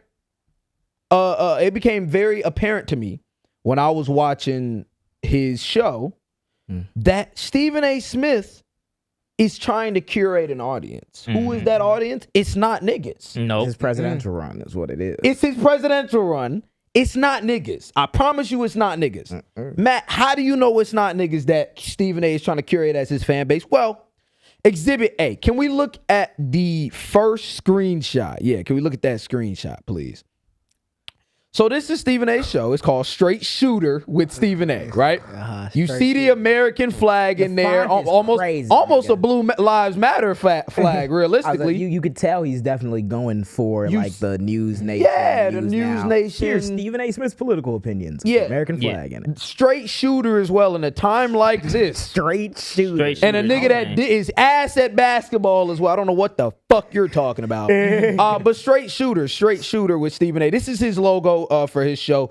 Can we see some of the comments? So before we look at these comments really quick, these comments come from the same video I'm about to show y'all, right? And these comments, I just want to, this is not Matt trying to create a narrative. No.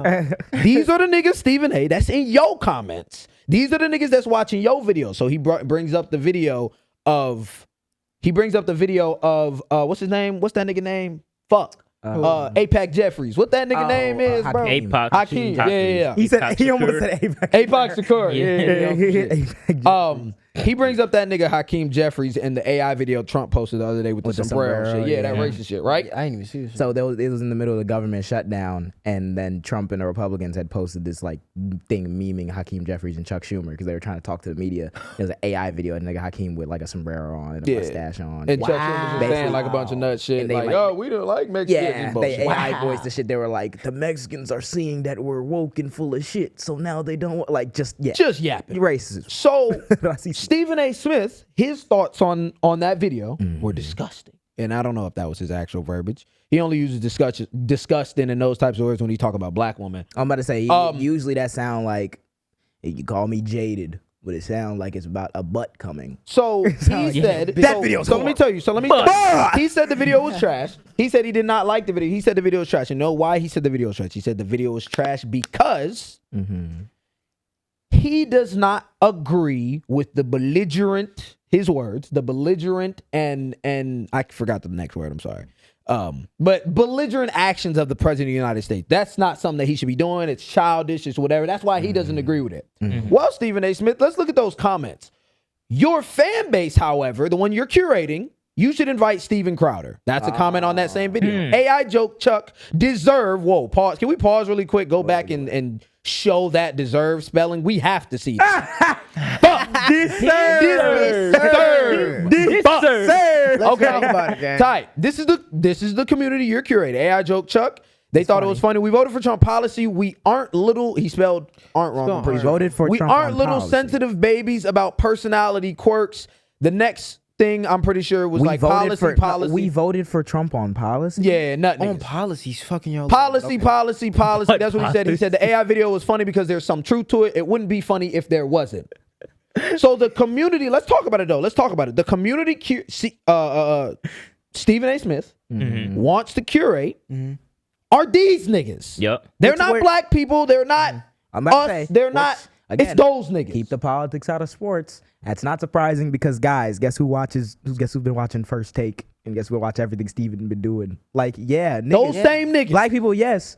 But just so having them political opinions are curated. They're starting to come out now. Keep the politics out of sports. So it's just surprising that the niggas telling people to shut Let's up. see the video before we get into it, just because I want to speed through it. Okay. Let's see the video of what he said about Jasmine, and then we can conclude this, whatever this is. Let's hear it. When white folks catch a cold, black folks catch pneumonia. It's always worse for us. The biggest reason in this day and age ain't even about racism to the degree it once was. What it's really about is us not strategizing, playing checkers instead of chess, letting our emotions instead of facts lead the way, and letting that guide us to express ourselves in ways that serve to alienate the very people who can help us. You Jasmine Crockett or somebody like that. Intelligent women. But how a Jasmine Crockett chooses to express herself, I'm like, is that going to help your district in Texas? Aren't you there to find a way to get stuff done as opposed to just being an impediment to what Trump wants? How much work goes into that? I'm just going to go off about Trump, cuss him out every chance I get, say the most derogatory, incendiary things imaginable, and that's my day's work. That ain't work. Work is saying that's the man in power. I know what his agenda is, but maybe if I'm willing to work with this man, I might get something out of it for my constituency. You can tell by the Work way he's with talking, bro. Trump to get something. Nigga, are you You stupid? could just tell, like, someone is funding his shit. I caught on to say, first getting of the all, bag of he doesn't believe what the fuck he's saying at all. you don't believe a Because goddamn the word irony he's is saying. apparently lost talking. on you that you're condemning Jasmine Crockett for the way in which she goes about XYZ, and you're sitting here in front of the Congress building screaming. Did you? The irony's lost on you, Steven? Okay, then I can't take your dumb ass seriously. We then. let our emotions. You sound a little bit emotional. We let our emotions. Yeah, he get did sound a to little- it or whatever it is. He was talking about, like, we just gotta like strategize and work and stop. You're yelling in the First off, you're from the Bronx. Second of all, you're from That's not the problem. The problem is we not strategizing. bro, you understand what it means as a struggle for a black person, bro. And also- man or woman, you understand that. So the fact that you sitting up there, not even bringing up pivotal context. You talk about The pivotal context, I was gonna say, the pivotal context that needs to be brought up is, and I seen it be made because this is the baseline argument that you could make against Stephen A in this scenario that makes you look dumb, because this was a dumb thing to say, is that Donald Trump is by definition the most incendiary, outlandish, racist, lying, misrepresenting the facts like human being that has touched that Oval Office in recent memory. They even, and I talked about it on TikTok, how they even studied like that nigga's political rhetoric and how it's even distant from the fucking Republicans. Now they're catching up with him because he cult of personality that bitch and turned them all into Nazis overnight. Did y'all see that group chat that just leaked? Yeah. With the young Republicans Young nationally, Republicans. They were talking about like gassing people. A group chats of Yeah. young Republicans on college campuses or whatever that are like organized as like younger Republicans leaked the other day, and it was like they're making jokes about Hitler, making jokes about calling black people monkeys, slaves, all type of shit, as expected, like we've been saying. Like we've been saying. And you're telling me Jasmine Crockett is the barrier to progress 'cause she's not nice to the nigga. Because she's not nice. Come on, let's all work together. Or in a state in Texas, Jasmine Crockett is the barrier to progress Guys, because she's The governor just defending her sent his troops 2 hours shit in unprovoked. Texas. The governor, Texas. I'm sure Illinois. if Jasmine Crockett was on her knees for that nigga, nothing the fuck would change. Nope. It has nothing to do with that. Nope. I mean, you're talking about Jasmine all. Crockett, bro. Look at like that group chat is nothing but a reflection of the entire administration. Yes. Yep. Look at the entire administration, everything, all the. Also, shit they we did. have Stephen A. in 2025 making political commentary on Jasmine Crockett. You have no degree or anything when it comes to I'm politics. sorry, okay, my thing is okay, and we're gonna talk about it a little bit more when we talk about like black on black crime in the conversation around that. But like, the thing that pisses me off about shit like Stephen A. Smith be saying is because like, why is white supremacy like never your enemy? We just gotta work with him, right? So Jasmine Crockett has to like work and not be incendiary and not say these bad things about Donald Trump because she needs to work with Donald Trump to get something for her constituents. When Donald Trump called Greg Abbott and told them that we're going to force through these fucking congressional maps, these congressional districts to get us a majority, fuck Jasmine Crockett's district, fuck whoever black district we gotta fucking draw up and discard and disband to get our political power. We're gonna force it through. Oh, the Democrats left, or we're gonna threaten them with arrest. We don't give a fuck. We still gonna come back and force that bitch through. And then they did it anyway anti-democratically. That's the So you're telling me that the nigga, the white billionaire 70-year-old man who's president of the United States, can set a political agenda, lie about elections being stolen from him, and encourage your state to vote against your own interests and fucking illegally gerrymander in the middle of the decade and do that shit to your state. But despite all of that, We you gotta have say to yes, come massa. sit your dumb ass down, watch say your yes, fucking massa. language in the presence of this nigga, work with him, be servile, be civil, and go work and get some change for your constituents. he wants us to sit with- down. That's and- why niggas call you And what's coon. and what's so crazy is that disconnect because you got money. And overall, like, you got money, so you good. You just went You on got there, money you and it's rich as sports fuck. ball. You rich as fuck and you went on there and you're like, well, you know, I'm gonna be straight, but you know what? All you other niggas, I want y'all to sit and obey. You're What? rich as fuck, and the reason why he's arguing like that is because he got rich as fuck in an avenue that is stratified by white people. That You talk had to about serve. sports for a living. You don't have a political political opinion in sports as a nigga. You already know that, Yep. Steven, and you can merch on that for your years being in this fucking game. Yep. You know how they And- treat and black bro, men the you- moment they that have knew enough how power, they right? did You say LeBron that? when he came out and said that's the most perfect lukewarm shit. You can see in a lot of in like a lot of his older videos when he was talking about how he even got into this like sportscasting. The big thing that always threw me off, he will always talk about, how can I make these white men more money so therefore I can make money. Understand that. Toby be good nigga for my Don't say Toby way. I'm sorry, like I like that's the most real way you can fucking put it. Yeah, nigga, they gave him that. You're from the Bronx.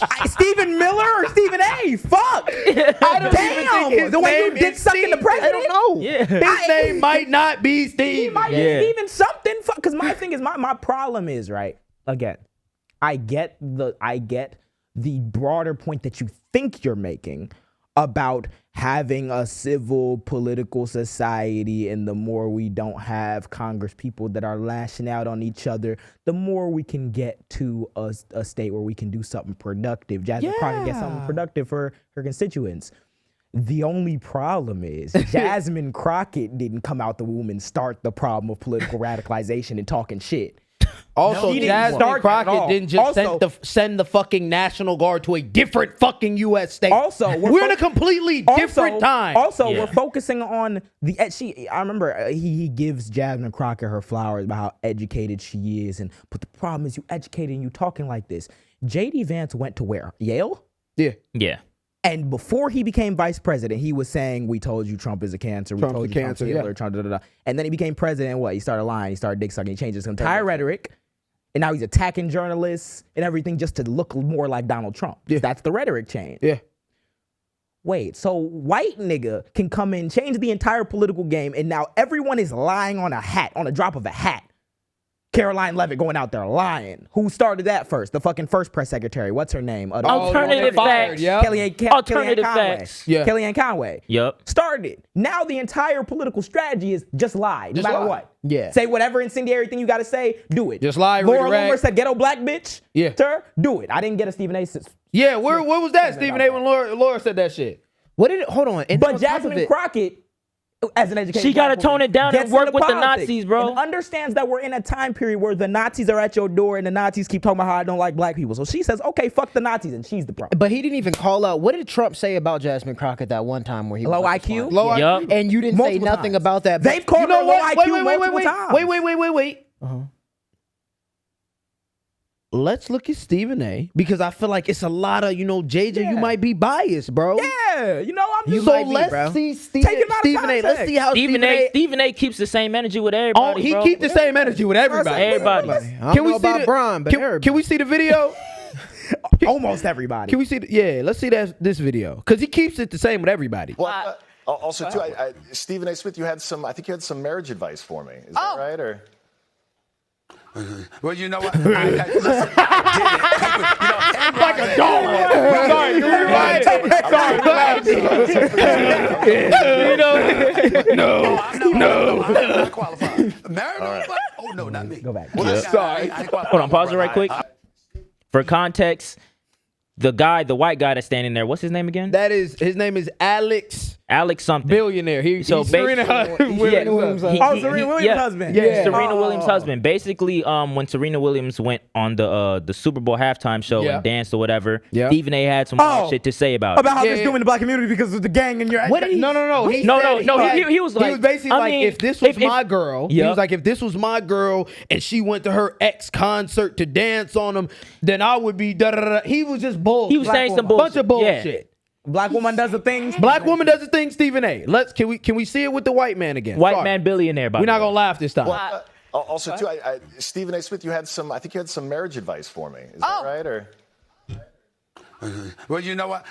Listen, I didn't. People, headlines are headlines. We can get into that another time. But I was hoping you were going to be here. I am not qualified. Oh no, not me. Well, I ain't qualified, my brother. I'm not qualified. I was going to ask because you hadn't been married before, right? I am married. No, Stephen. hasn't. Okay. Yeah, because I give advice to plenty of founders who want to build billion-dollar companies, and the reason I do that is because I build billion-dollar companies. Yeah. So I generally try to stay in my lane as advice Then department. we'll talk marriage advice later. I'm All right. 13 years strong. We got Deal. you. Alexis, thank you so much. Atlas NYC 2-night event In New York, incredible. Can't wait to watch. Why you I'm nodding? looking for a Tiffany's crown. Appreciate you, Alexis. Nod your Commercial break. head. The white man stood on the stage and said, "Shut your broke bitch ass up, nigga. You don't It build a came $1 billion in. It corporation." came in, nigga. What the fuck you saying about my wife? Pussy nigga, let's talk about it right now. He said, I'm a coon. I'm a coon. Literally, what he white was man on. calls Jasmine Crockett low IQ. Nothing. Jasmine Crockett says, "Fuck these niggas." Well, we're really not strategizing. What we really need to do is we need to talk about the Damn. What are we talking White about? man defends his wife because you was talking shit. You want a white billionaire be more defending of black women than you?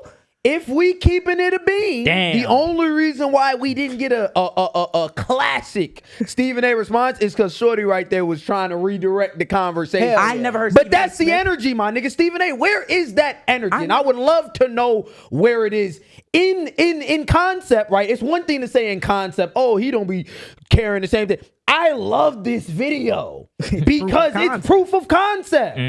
This is now the third time we've talked about your big head ass, and you've sat here disrespecting Michelle, disrespecting Jasmine, disrespecting Serena. Williams. This is the third time, the third black woman that's more fucking successful than your weak ass. That's more accomplished than your weak ass. That's smarter, more intelligent and educated than your weak ass. And it's an agenda because you platforming Candace Owens. You platform Candace. Come on, bro. Come on, bro. What are you doing, When the bro? white man comes, bro? when the white man comes and talks to you in your fucking face, it's I ain't never heard Stephen A. Stutter like that, bro. I Never heard him stutter like that all my years, bro. I watched 50 minutes of straight shooting with Stephen A. Straight fucking shooter. Smith.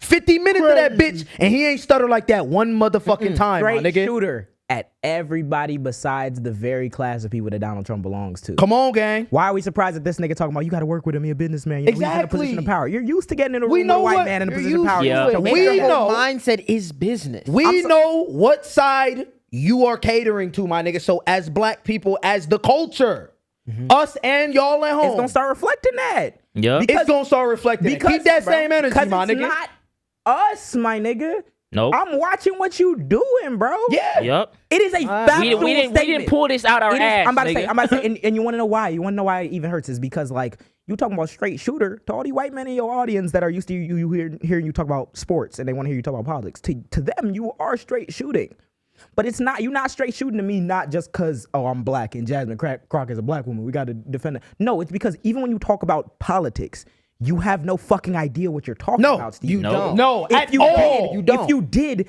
then what the fuck do you mean strategy error in the way that Jasmine Crockett phrases things? Michelle Obama said when they go low, we go high, and you still dissed her. Damn. And then you made There's not a goddamn thing. There's not you a can brain do on strategy wise. You top want to know of what it. Stephen A. Smith's strategy is? Sit down and wait for a white man to hand it to you. Hand him that Be check, nice to nigga. them until their soul changes, and then they hand you that check. Don't advocate for yourself, and don't you dare sound a little bit angry when these people calling you low IQ. IQ's not even real, by the way. And if you knew that, then It's not. It's really not. You want to test really me on not. it? You want to talk about it? If you knew and you gave a fuck about this political strategy and all this shit, then all you wouldn't be saying is shit that demeans black women constantly. Yeah. Dressing it up as political strategy. No. It is political strategy. To the white man. To the white man. That's who you Yup. want to be. The white man who hates Say you in your last. audience? That is a really good Say strategy. last. Let him have it. I if you dare gave a Stephen fuck, A to bro. get on that bitch and say something good about Angel Reese. You will see the comments. Yeah. And it shows. Yeah. It's You'll gonna see, show. It bro. will show. If you actually gave a fuck, you wouldn't generalize it and make it a whole black issue. Because you had a problem with Jasmine Crockett, which wasn't valid. Then you made it a whole generalization as black people as a whole. We don't What are you talking strategize. about? We don't know. Fuck 400 years, I guess. And then that's and you weren't What the fuck are you We don't talking even, about? how the fuck did Jasmine Crockett get elected? We don't strategize, bro. We've talking been about playing shit. checkers instead of And chess. that's how you know it's a whole incentive because of money. Because, bro, we've seen that tactic over and over. Let's just make it a black issue. You know what? You know Actually, what? Juneteenth, let's not celebrate. Let's make it a whole Negro black pride. issue. You know what his version of chess is? You got the white side and you got the black side. The white nigga cheats in the chess. Oh damn! I caught you. You know you cheated, but I'm gonna give you the piece anyway. You know what I'm saying? We was gonna work together and give you all of my pieces, and then I'm fucked. This And nigga then said what? we're not playing chess. And then what? You can't play no more, nigga. Checkers, not chess. Stephen A., come here. You're the only nigga that doesn't know. We didn't have a board Until like very recently, dumb bitch. We're not even playing. Fuck are we talking about? not even playing. Talking about playing. Y'all ain't strategize. We didn't get to play the game, my nigga. No, we didn't get to play Here's it. the worst part We about went in it. Stephen A. gang. Here's the worst part about Stephen A. Smith is because he knows that when you're that, not only when you're from the area you're from, you're close to basketball. You're hearing all these people. You know the stories of You niggas who don't go to get the NBA. 100 You mil and not understand know how as that a black goes. man. Exactly. You know what it takes. It's a conscious effort and a conscious choice to continuously fuck over your own people, your own community. For that So bag, we should bro. do the I'm about to say, exact yeah. same You thing. you get so drunk on that Kool-Aid that you're talking about political strategy. You're talking about playing checkers and playing chess. There'd be a better like chess move if Jasmine Crockett was. Nigga playing a rigged game of chess and What the not your fuck? favorite, No. nigga. What happened The was fuck is he talking said about? niggas who we're are playing politically checkers. aligned with Jasmine Crockett and who agree with her that more than Stephen A. Smith fought for hundreds of years to get niggas to be at the board. Yup. And after one nigga sat down in a chair, Barack Obama, and played his one fucking turn, these niggas threw the board at the wall at maximum speed. Yep. And that's what Fuck we've been the board. experiencing for the last like minimum year, especially since the Trump era. What are we talking Yep. about? So that's the actual true history of the United States of America is that motherfuckers who align with Jasmine Crockett advocated and was all types of out of sorts to make sure Jasmine Crockett could be elected. Yeah. And then these white niggas saw that and was like, yeah, hell no. Donald Trump, fascism, what we said, small government? Nope, ICE. We're gonna do big government. What you said, we need, y'all don't have no money, poor white people? We don't give a fuck. We don't give it to the rich people anyway. These niggas have not been operating in the best interest of anybody Nope. because they have to lie about the history and how we got here. You wouldn't say no dumb shit like that if you were a political strategist. You're not a political strategist, you're a content creator. Just like content creator. me. Just like me, bro. Stop it. Fucking Nah, don't degrade yourself to Stephen. yeah, I'm about to, 'cause at least I don't lie to niggas. Fuck that. Shit, at least I could read a Yeah, at least the nigga reads. and at least I wouldn't have the He hubris sat to there think I with could that run for MacBook. president. He sat there. I was watching it. He sat there with that MacBook and that fucking iPhone, and he without read it, that. he would be fucking lost. He done. The whole time he's sitting there.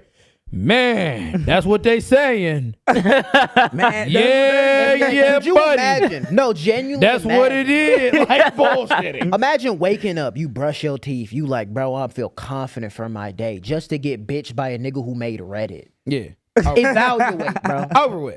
Over. You're done, evaluate, bro. dog. You're And I was done, gonna bro. say something Nuts. else that you want to. We talk a lot about money and the influence of money. And you know that Supermax that got him on probably got him feeling some type of ways. But I know another group of individuals who ended up losing hella money was the group of individuals who got raided. Yep. Yeah, talk about Cool talk Kicks about that. raid. Talk to us about that. First, do y'all know what Cool Kicks is? Yeah. Cool I Kicks. don't actually. So Cool Kicks is it's a resale shop on I think Melrose Avenue. Yeah.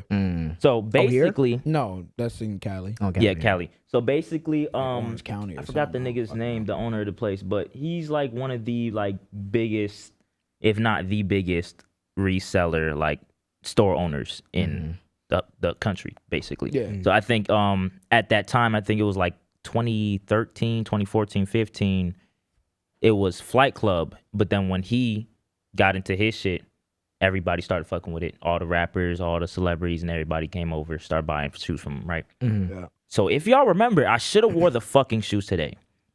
If y'all remember the brick by brick Jordan 4s, Yeah, you did say the bricks. Yeah. a lot of them got stolen off of a train car, which is crazy. GTA 5 heist. Like niggas just taking over trains, removing the pallets and shit, getting all the shoes or whatever, reselling The them. Western For nigga. shoes. Stick Yeah, up the for train fucking for the shoes. Capitalism.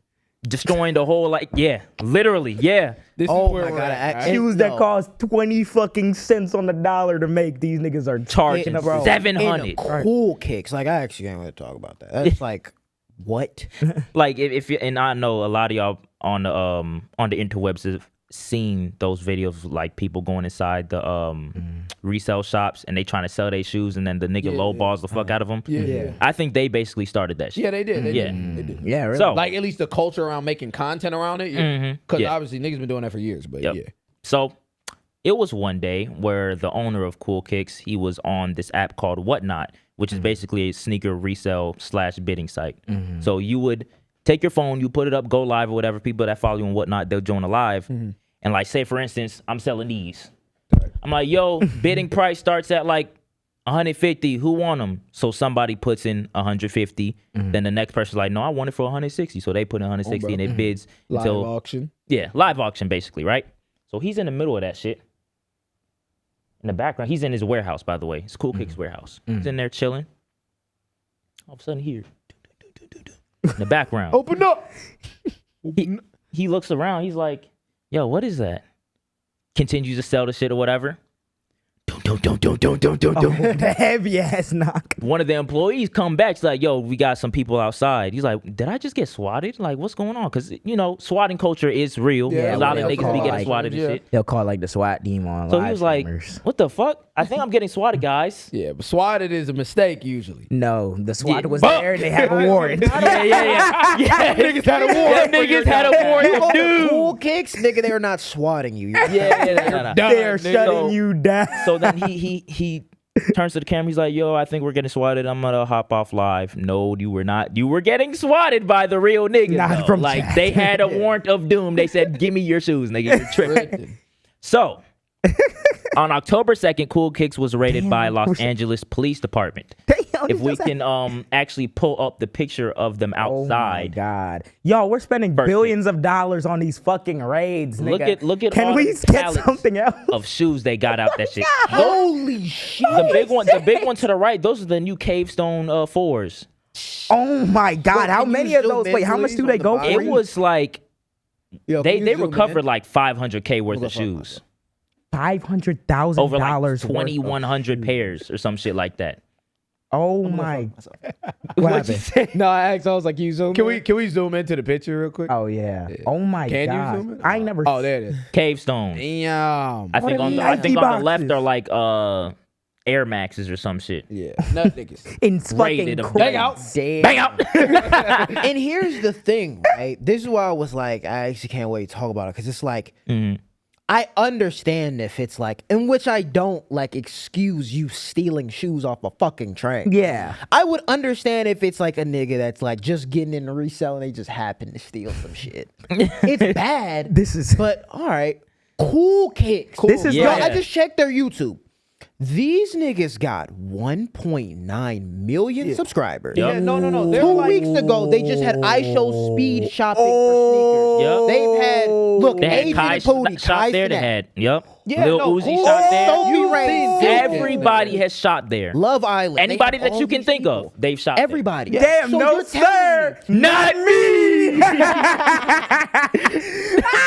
I didn't know That is this. so like, cause like you don't have to do that. Bro, you're don't. making money off YouTube of niggas buying You your got sneakers. Kai Cenat That's bread, $2. bro. Yeah. You just want more, bro. You just follow me, bro. Yeah, so Oh, I'm about to say, allegedly. I'm about to say, Hold on, allegedly. I'm about to say. allegedly. So do we have Allegedly. things that link them like to taking the shoes off the train and shit and getting their So thing to that? So this is the statement from the police, right?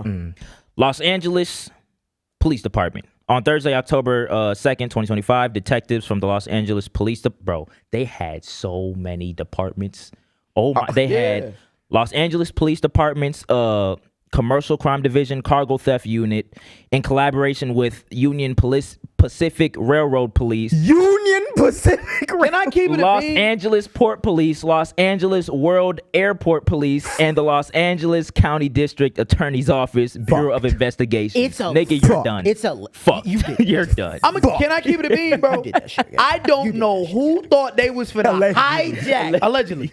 I don't know who thought they was finna hijack Nike. You was finna hijack And Nike get away with train it. to get away with that. You shit. telling me Okay. a cargo container's worth of Nike brand Mind you, it material? look. It wasn't even the little SB Fusion. Nigga, it was bricks. The brick fours. Yeah. Bricks, Nigel Cavestone. fucking...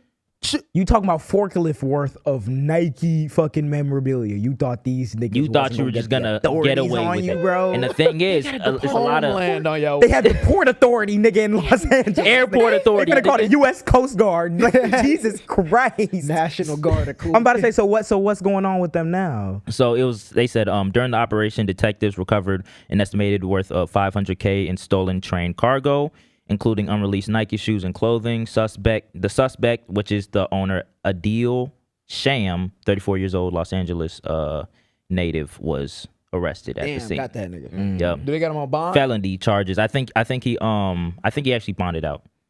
So yeah, Jaam owns Cool Kicks, popular online store specialized in reselling limited edition sneakers and apparel. Detectives discovered over 2,100 pairs of stolen Nike shoes, 150 cartons of various Nike clothing items inside the warehouse that he got like raided in. So it has his booking number and everything right here. Yeah. Fried. I mean, you got This could be a big ass. nigga. You stole from Nike. They stole from put Nike. They're serial gonna- numbers on all they shit. Yep. So the second somebody see your shit with a matching serial number and that bitch fried. not Oh, where and also- they meant for it to go, Bro, you're fucked. Nike genuinely does not play that shit because, bro, I've seen so many brands try to make their shoes of remakes of they of Kizzo, Air Force or what Ones. was it? I forgot. It had his like the name. lightning bolt. Yeah, and shit. Yup. yeah. They got Nigga, fried. Fried. Bro, this Babe. one dude I was following Fried. fried. And they barely got out of that And this babe one time. dude had to end up settling for hella money. I forgot his name, but he made custom Air Force Ones. And he like originated it damn near. Bro, he was in a lawsuit for like 10 years. Yeah. Yeah. Nike Bro, they don't play They, that, bro. it's either they gonna gut you out all your money in that legal process, They gonna or you cut you gonna out your cost best it up. believe. designs. Best You gonna cough believe. up designs, something. You see how Yep. many fucking authorities are on that case? Best believe they will find your ass. You get if you get killed in one of these communities, police might not find you. You steal from Nike though. From Nike, These oh, we're gonna niggas get you. Yeah. We will have the prosecutors on your And ass. the Right. crazy thing is, allegedly, if he was doing this, he must have been doing it for a long ass I'm about to say, what connects? This Who was amount of, carrying like, out things these there. fucking robberies, And that's nigga? the thing though. It was a whole bunch of people saying that like people robbing train cars for Nike products has been going on since like the dawn of time and overseas, and so it's probably like a big ass underworld shoe shit that Yeah, like a ring, like now the is retail on the surface now. So I mean, Yeah. bro, you got big. You have to understand as your business scale. Bro, I'm gonna keep it a bean. We're in America, my nigga. Yeah. In America, most niggas that's getting that money, bro, they're not doing that shit in every single way that's legal. I'm And not every, gonna especially niggas like those. yeah, But as you scale, you have to understand, okay, you know what I'm saying? Uncle Sam gonna get that pay, nigga. I'm gonna say, I wonder at what point Yeah. I wonder at what point genuinely did like the scale switch, because at certain point you just getting shoes and you collecting them whatever and you want to start selling them, and then you start getting like notable people like coming through to you. Like, does it not occur to you that like at a certain point, I got a lot of eyes on me. Hey, Let's chill. I can't allegedly have stole all this memorabilia because these famous niggas are getting it now, and someone might say some shit. Like, even if like imagine like, and I assume you wouldn't like selling fakes or nothing, but imagine he that like actually came out with a statement. no. No. He came out with a statement. Cool Case came out with a statement. I'm not gonna read all that shit, but in the middle paragraph it said, "It is important to clarify there have been no allegations whatsoever of law enforcement that any products were counterfeit." Fried. Oh, it's just that you stole the real thing. So Yeah. So here's that's the what, thing. Another thing about reselling though is reselling is not very profitable no more. Yeah, Nope, so not especially anymore. shoes. Oh my goodness. Yeah. So the only way you can make a lot of money off reselling is doing some nut shit. So if you scale haven't up in scaled, bulk, have the names attached to it, and exactly. everything, but If you also haven't scaled to that scale point up of- in bulk, if you haven't scaled to Yeah. that point of making Nike like maybe like people in Nike Like giving making you a friends, contract or giving some you shit? contracts, shit like that. The only way you could scale is through other means to make more money, because you got to remember these niggas are they're valuing it themselves. These niggas are taking Travis Scott's that was retailing for $200, they're making them for $40. Yeah, $17,000. 17,000. You know what I mean? That's how they're making profits. that's how it is. If the sneaker market goes down, though, which it has, if the sneaker market goes down and you can't put outrageous numbers on shit because niggas are buying fakes, niggas are buying whatever it is, Yep. then the only way you can continue to make outlandish profit margins is if you're not paying shit for your shoes. Yep. Yeah, You stealing and that motherfucker. but then you Yup. utilize the fake Real. people to maintain that like aura of like, all right, like niggas paying expensive money for these shoes and everything. You making your bread. If it's all about bread, nigga, well, That's Yep. overall what killed the sneaker culture. Because, Yeah. bro, there was a time where niggas was excited to get some shoes. Yeah. Like, waiting Yeah. in lines. Now it's like, All these I people remember, came in and started reselling everything, like Bro. from Nike shoes to damn near Converse. Anything. And then on top of it, the people I was following when I was younger who was reselling shoes ended up getting into some shit. Yeah. Like every person. All of them niggas got all of them got all of them niggas had either like fake shit, and that was another thing we started talking about, fake shit, right? Yep. Yeah, This whole culture around like fake clothes and stuff like that. This is my genuine take on the shit. If you don't got it, this is my genuine take on the shit.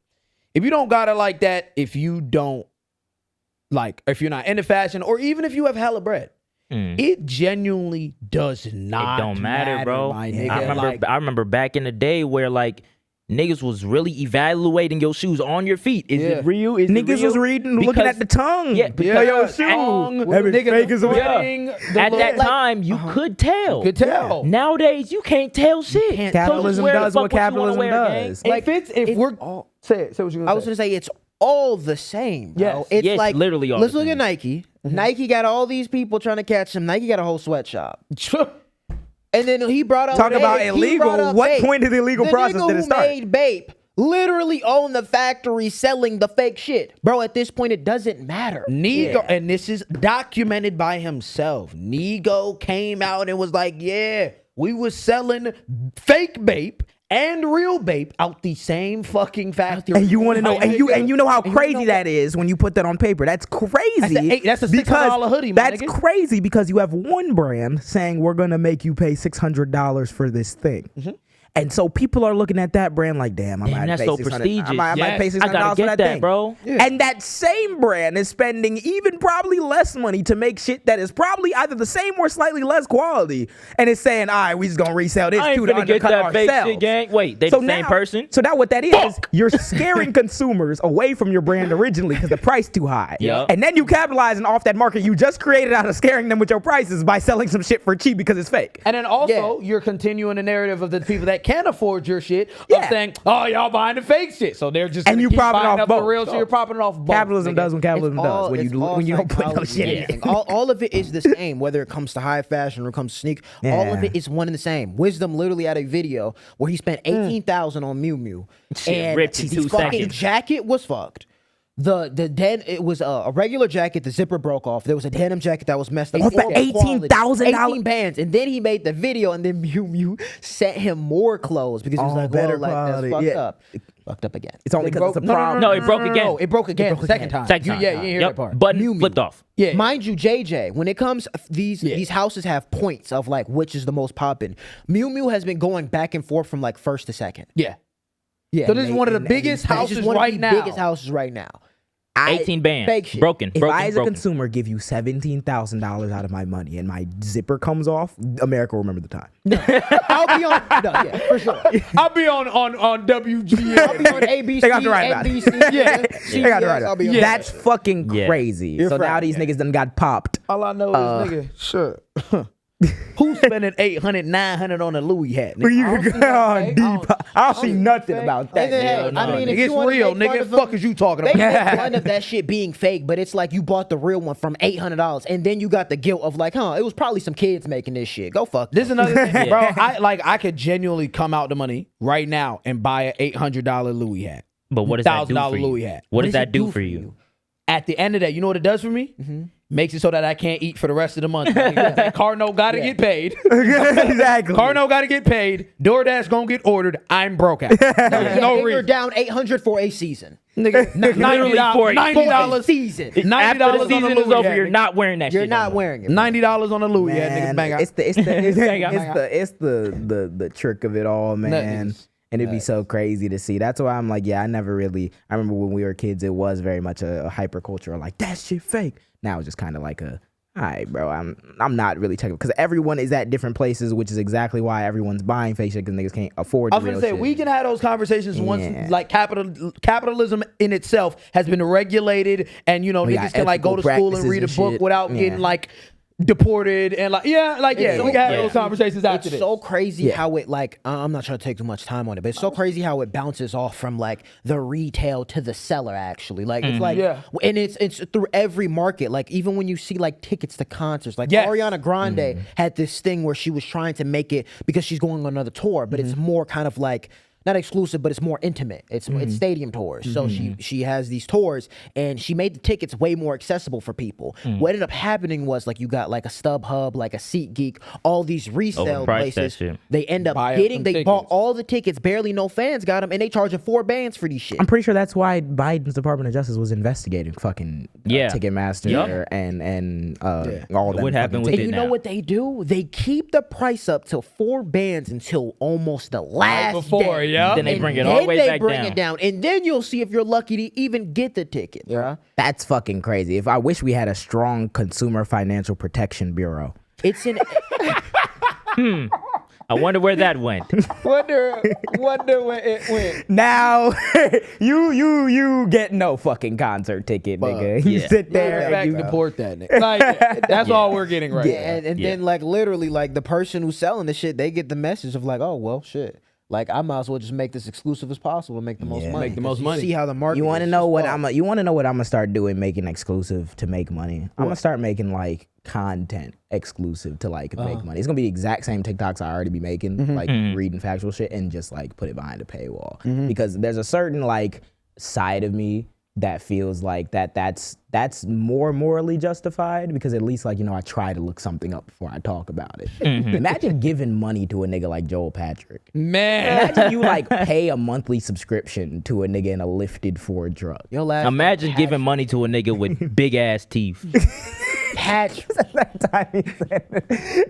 I'ma still talk about that nigga teeth. That nigga Could bite that TV in half. Let's talk about it. Let's talk about it. Reason why I bring that nigga up though. Oh my gosh, let's get into it. We don't have all the time in the world, but we wanted to talk about AI, and we wanted to talk about the Jeff Mead thing.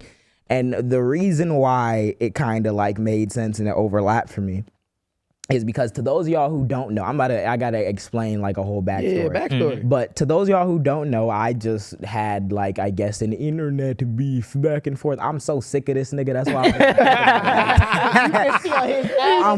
phone down. Bro, I don't even want to call that shit. Because it's not like, you can't beef with a nigga like Joel Patrick. So to Didn't those, somebody tell us that like he does all that shit for the bread anyway? yes, of course, somebody all of them do, and that's what we're gonna talk about. Yep. Because it's not about this dumbass nigga. The problem is, right? Okay, so those of you who don't know, so Jeff Mead is a TikTok creator, right?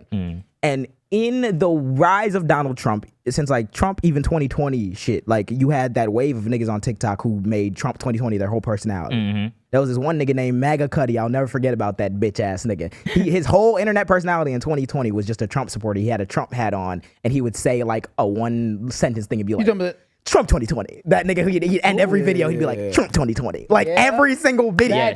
There were like 9 of that nigga on TikTok, around that time.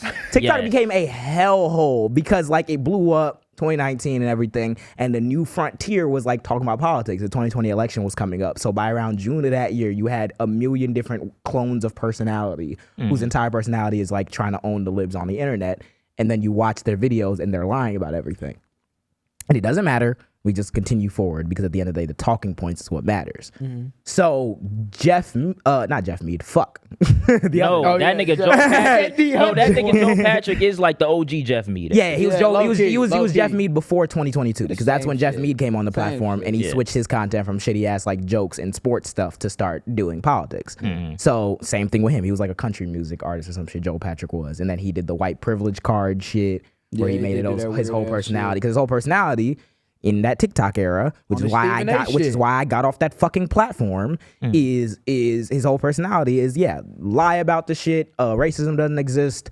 I'm super pleasing the white men, and I'm gonna make put yourself by your bootstrap, and I'm gonna make 8 videos about fucking JJ because this nigga said that nigga had that racism breakdown. He had a meltdown when Josh went after that nigga. He genuinely did. I want you to please just say that one lie that was like outrageous. We're gonna get into the video that he made about when he was talking about like the Klan and how we're gonna talk about all that shit because the broader conversation ends up being crime statistics.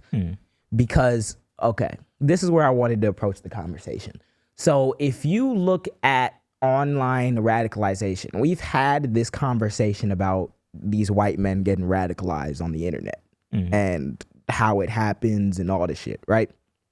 And it was interesting seeing a nigga like Joel Patrick, because he has the fucking Stephen A. Smith problem, where his fan base is white men. His fan base is white men, white men, white men, white men, white men. And let's talk about political radicalization, because we see like all over the country, we see shootings happening, we're seeing all this shit. It's usually been the epidemics of violence that we see from white men who tend to be fucking racist usually don't get covered in the same light. Nope. But I'm trying to understand, like, how are these people radicalized? Because when me and him had our recent back and forth, me and him had our first back and forth back in 2022.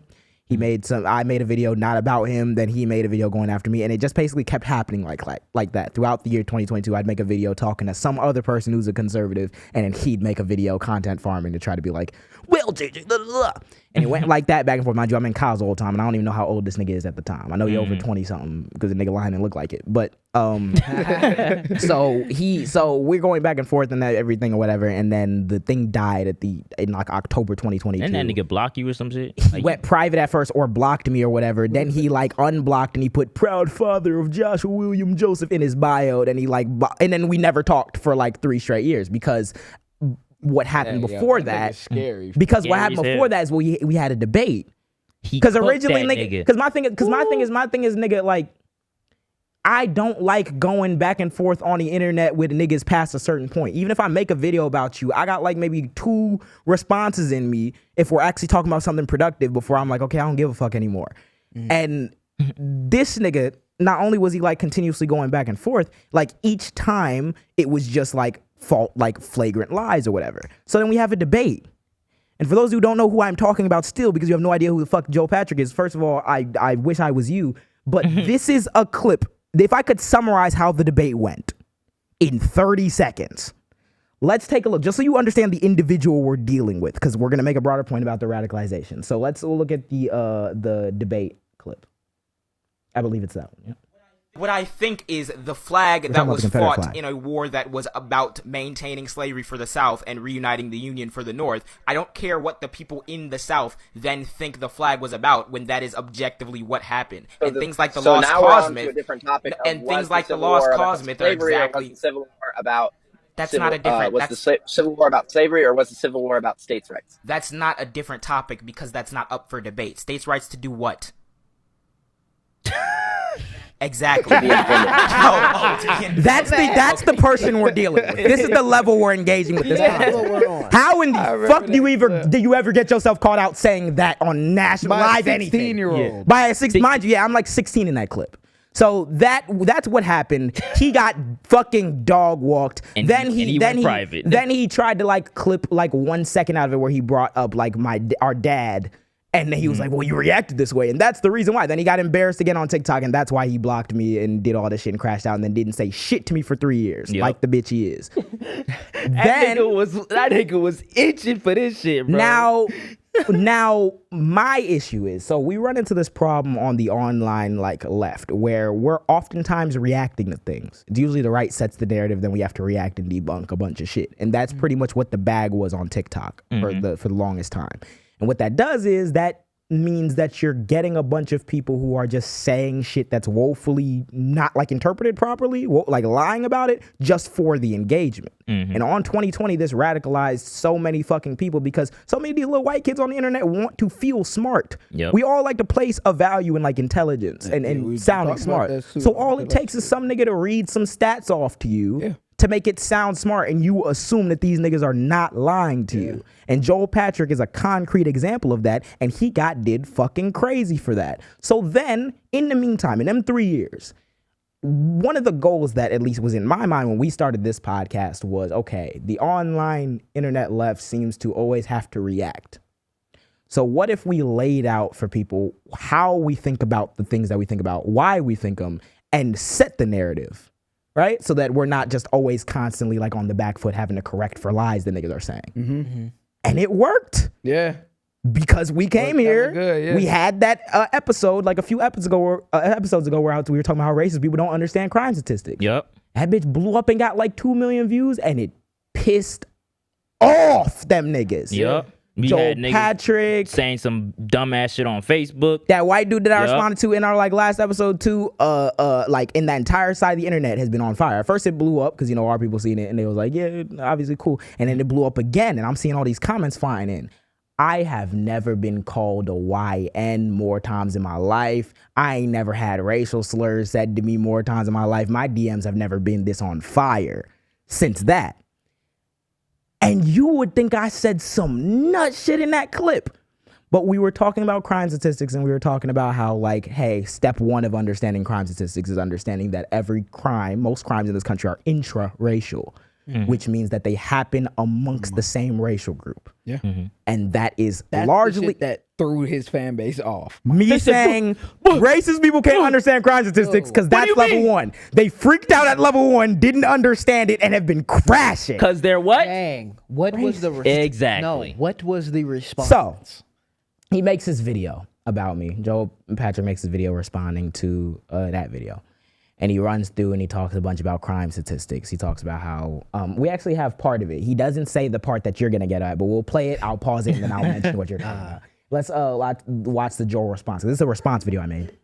This is the clip he's responding to. Black people kill each other. It's 90%. You're going to find 85 to 90% for every racial demographic in this country. Black homicide rate is 653% higher than the white murder rate and 65% higher than the Hispanic murder rate. When comparing homicides per 100,000, the current homicide rate for Black Americans is 26.6%, which is 4 times higher than the national average and 7 times higher than their white counterparts. When it comes to arrests for murder, African Americans outnumber white people. Why did nigga head move like that when he talked? This nigga showed 3. Okay. Get into it. Fry this nigga.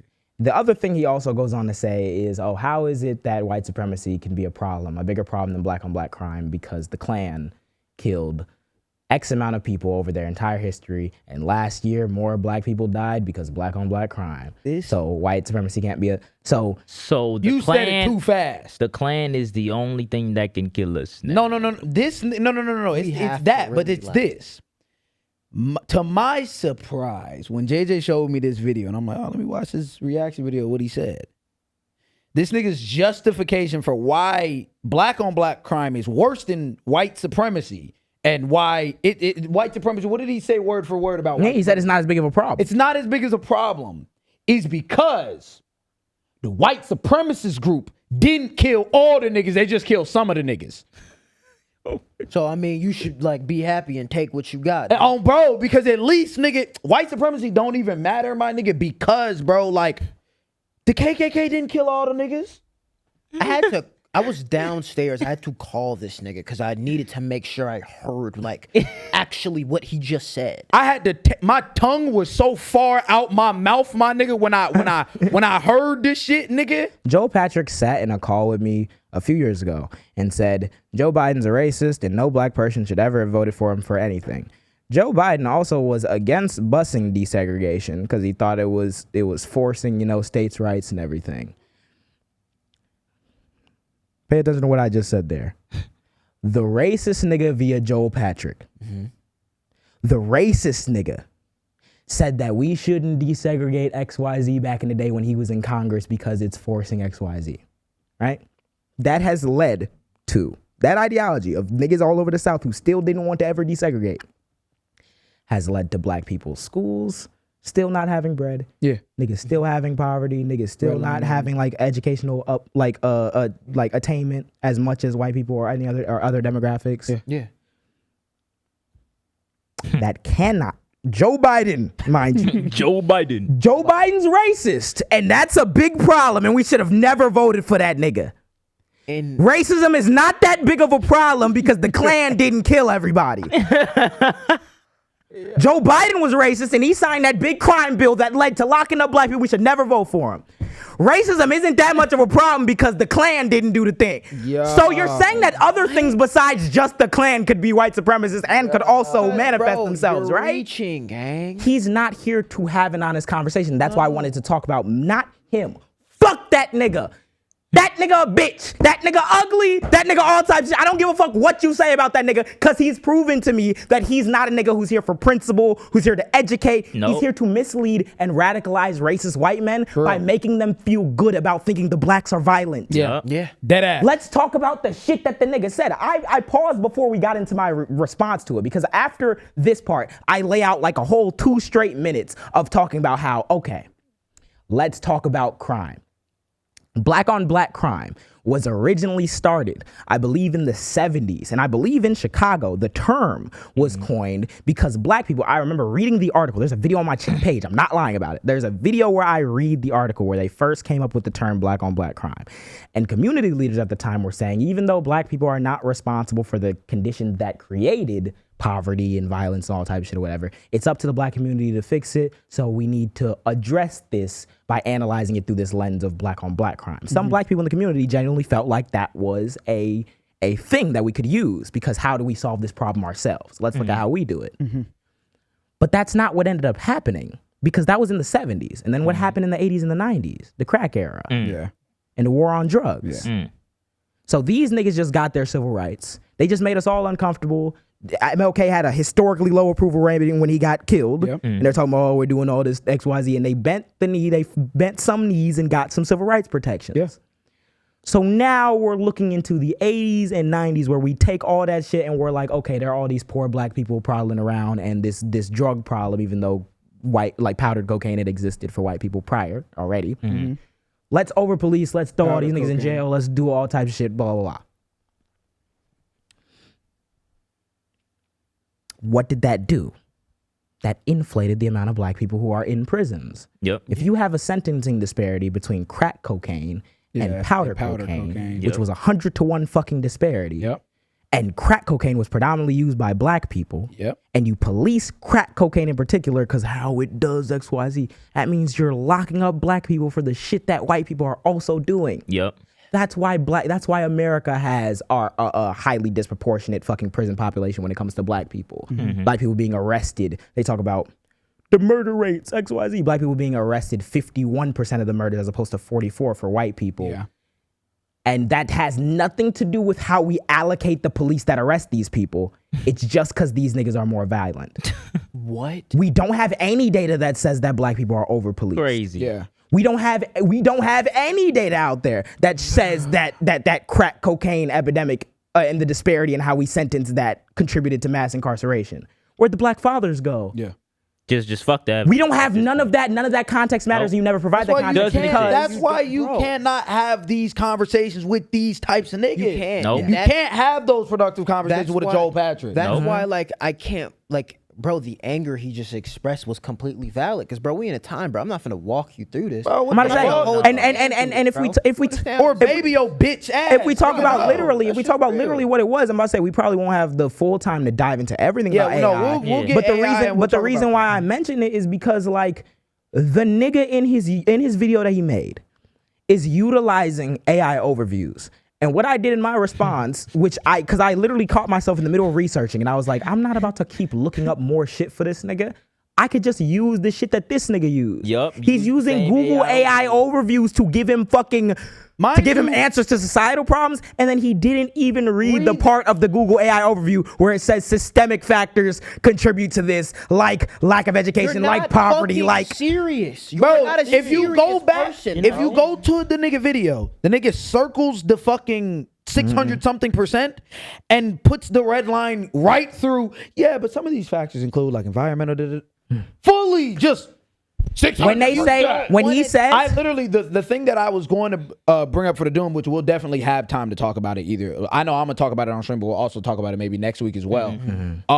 Was the environmental racism that people have to go through, not only just historically in this country, but in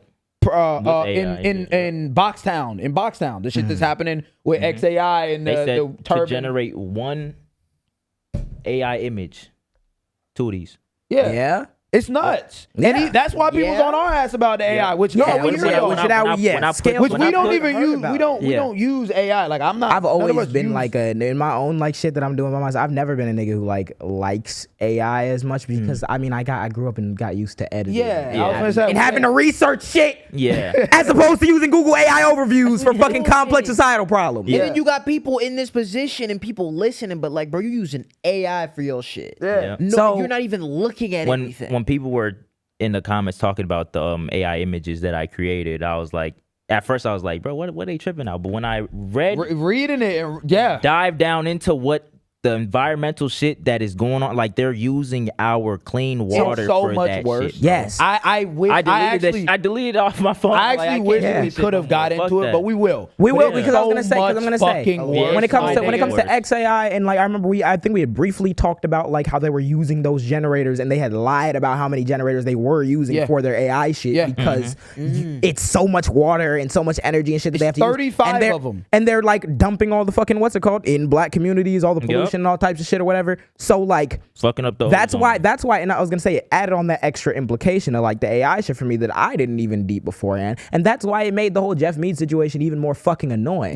Because I'm like, nigga, you could Google and not use this fucking the water. worst time for a Jeff or not a Jeff Mead, fucking Joe Patrick. Did I say Jeff Mead? Same nigga. This nigga. So this is the worst time for any of those niggas to stick their ugly ass head up because like my issue is like, think about what that is. We're talking about AI. Think about what that is. That means I'm utilizing this resource that is giving me broad access to all types of information through burning much more energy, i.e. water. And you chose to use that and still not dig deeper. Nope. How many fucking water bottles do you think that bitch ass nigga burnt trying to prove that his own race is more violent when he has no idea what goes into police deployments, what goes into fucking... You have no fucking clue, nor is there an attempt to be made because like I said, we're wondering why radicalization is happening. We're wondering why all these white men are like coming out here. These people like Stephen A. Smith and like Joel Patrick and like Jeff Mead, they foment that fan base of white men who might not even be fucking monsters at first completely. But if you see media representations of black people in crime and you see the jokes and the stereotypes and the all types of shit or whatever, you're automatically gonna tie black people with criminality. And then you read a bitch nigga who made a video saying the crime rate the murder rate 653% higher. Not telling you that that's not convictions. That's arrests. That's right. Meaning that means who are we arresting for murder? Not who committed murder.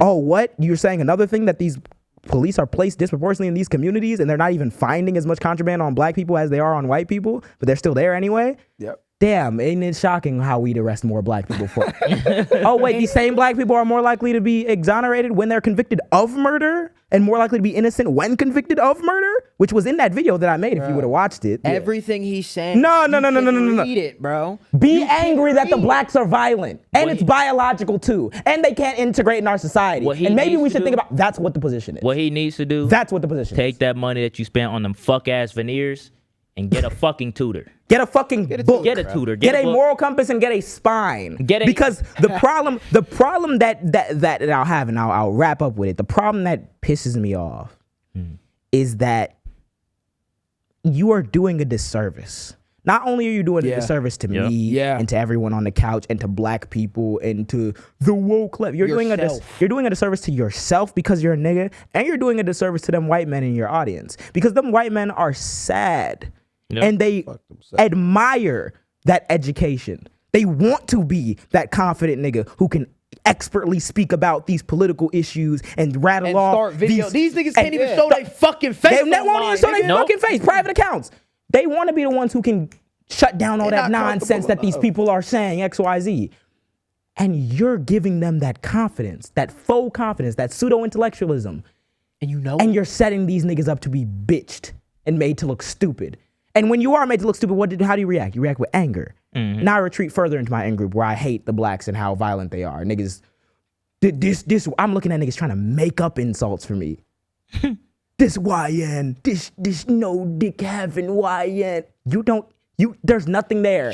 Because you've been dick having, you niggas would fail at the lunch table. Nigga. Hell no. Niggas would be done at the lunch fact table, that they nigga. commenting on a video about that shit while they being racist at the same time. Joel Patrick, is like the nigga who Like Joel cinema. Like look at the niggas that align with him. So yeah, in conclusion, the nigga who couldn't tell me what states' rights the South was fighting for told you via Google AI that black people are more violent, and you bought it and didn't research further, despite the fact that the nigga who made the video about showed you that he was lying to you. That's not a person acting in their rational self-interest. That's a racist person who does not understand crime statistics. Yep. That's written. Real. And that's the video. Further, and that's the video. These are the people that actually belong in that institution. Let's be real. These are the people that need to be there, bro. No, After racism 2028, is, we gonna see an influx. Racism I'm is about to an say, illness, gang. I'm about to say, I seen people talking about like yeah, we need robust public education after this. Oh, it's gonna be different. Oh my God, It's gonna have to be man. different if we make it there. Yeah. That ass. Let's read some of the Patreon. Yep. Yes, I'm So, about to say, for the big people shout that- out. Thank you guys for rocking with us. Hell Big yeah, shout for the out. people that pull up to the Patreon, you know what Yes, I'm saying? sir. Hit Shout the out my sub nigga button on Tay, the Patreon. Shout out my nigga Tay, you know what I'm saying? Shout out my nigga Tay. All right, so we got 13 people. Oh my Shout out God. Shit, oh my. Shout out to Tay, You know, Cammy, Wyatt Morgan, Kensley, Zach, Tony, Rez, AJ, Kat, Avery, Dustin, Jordan, Jay all day. Shout out to y'all. shit. I don't know if this will be a sustainable formula, because if it become 40 of y'all, I don't know how long we're gonna keep. You're not getting your name. But we can spell it I out. was We can gonna spell say, it out on the screen. What or we'll some do shit. is either fuck all that. But what we'll do is we'll just get like a list of them, and then we can do like top 3 or some shit like You know that. how it is? People for the week or We'll something. just do new Patreon members. So like the new Patreon members of that week, we'll just do it. Yep. Oh yeah, Yeah, hell tight. yeah. You can do it for It's each not week. gonna be that many. You think? Prove him wrong. Follows up. No, I was gonna say, I'm about to say, we could do any of that. We could put the names on the list. Either way, y'all will be getting shout outs, because thank you guys for We appreciate bro. that ass. Don't heads up to the Patreon. We got a free chat in there for everybody to join and talk to each other. You know what I'm saying? Conversate with your jamly. Yes, sir. Oh, God, And we'll real be getting stuff. y'all all types of behind the scenes and exclusive content, all types of shit. But if you want to see more of that, it's not even behind the scenes or exclusive. It's just what we doing on our normal. Really? J William J William J8 on all platforms. William J. What you on, Matt? You know what I mean, on all platforms. Showstudios.co. Yes, Instagram. sir.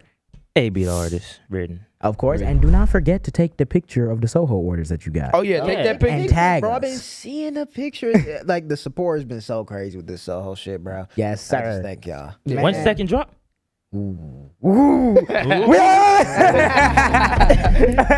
Thank you guys again. Have an awesome day or night wherever you may be. Thank you for rocking with us, and see you. Sir. Peace. Hang out. Written. Thank you for watching this long. If you haven't already, subscribe. What is you doing? What is you doing? What are you doing? You think we just sitting here doing it for nothing? You think you're gonna sit here and not Need do to shit? Like eat. this shit. Click that I know you're not subscribed. Click it.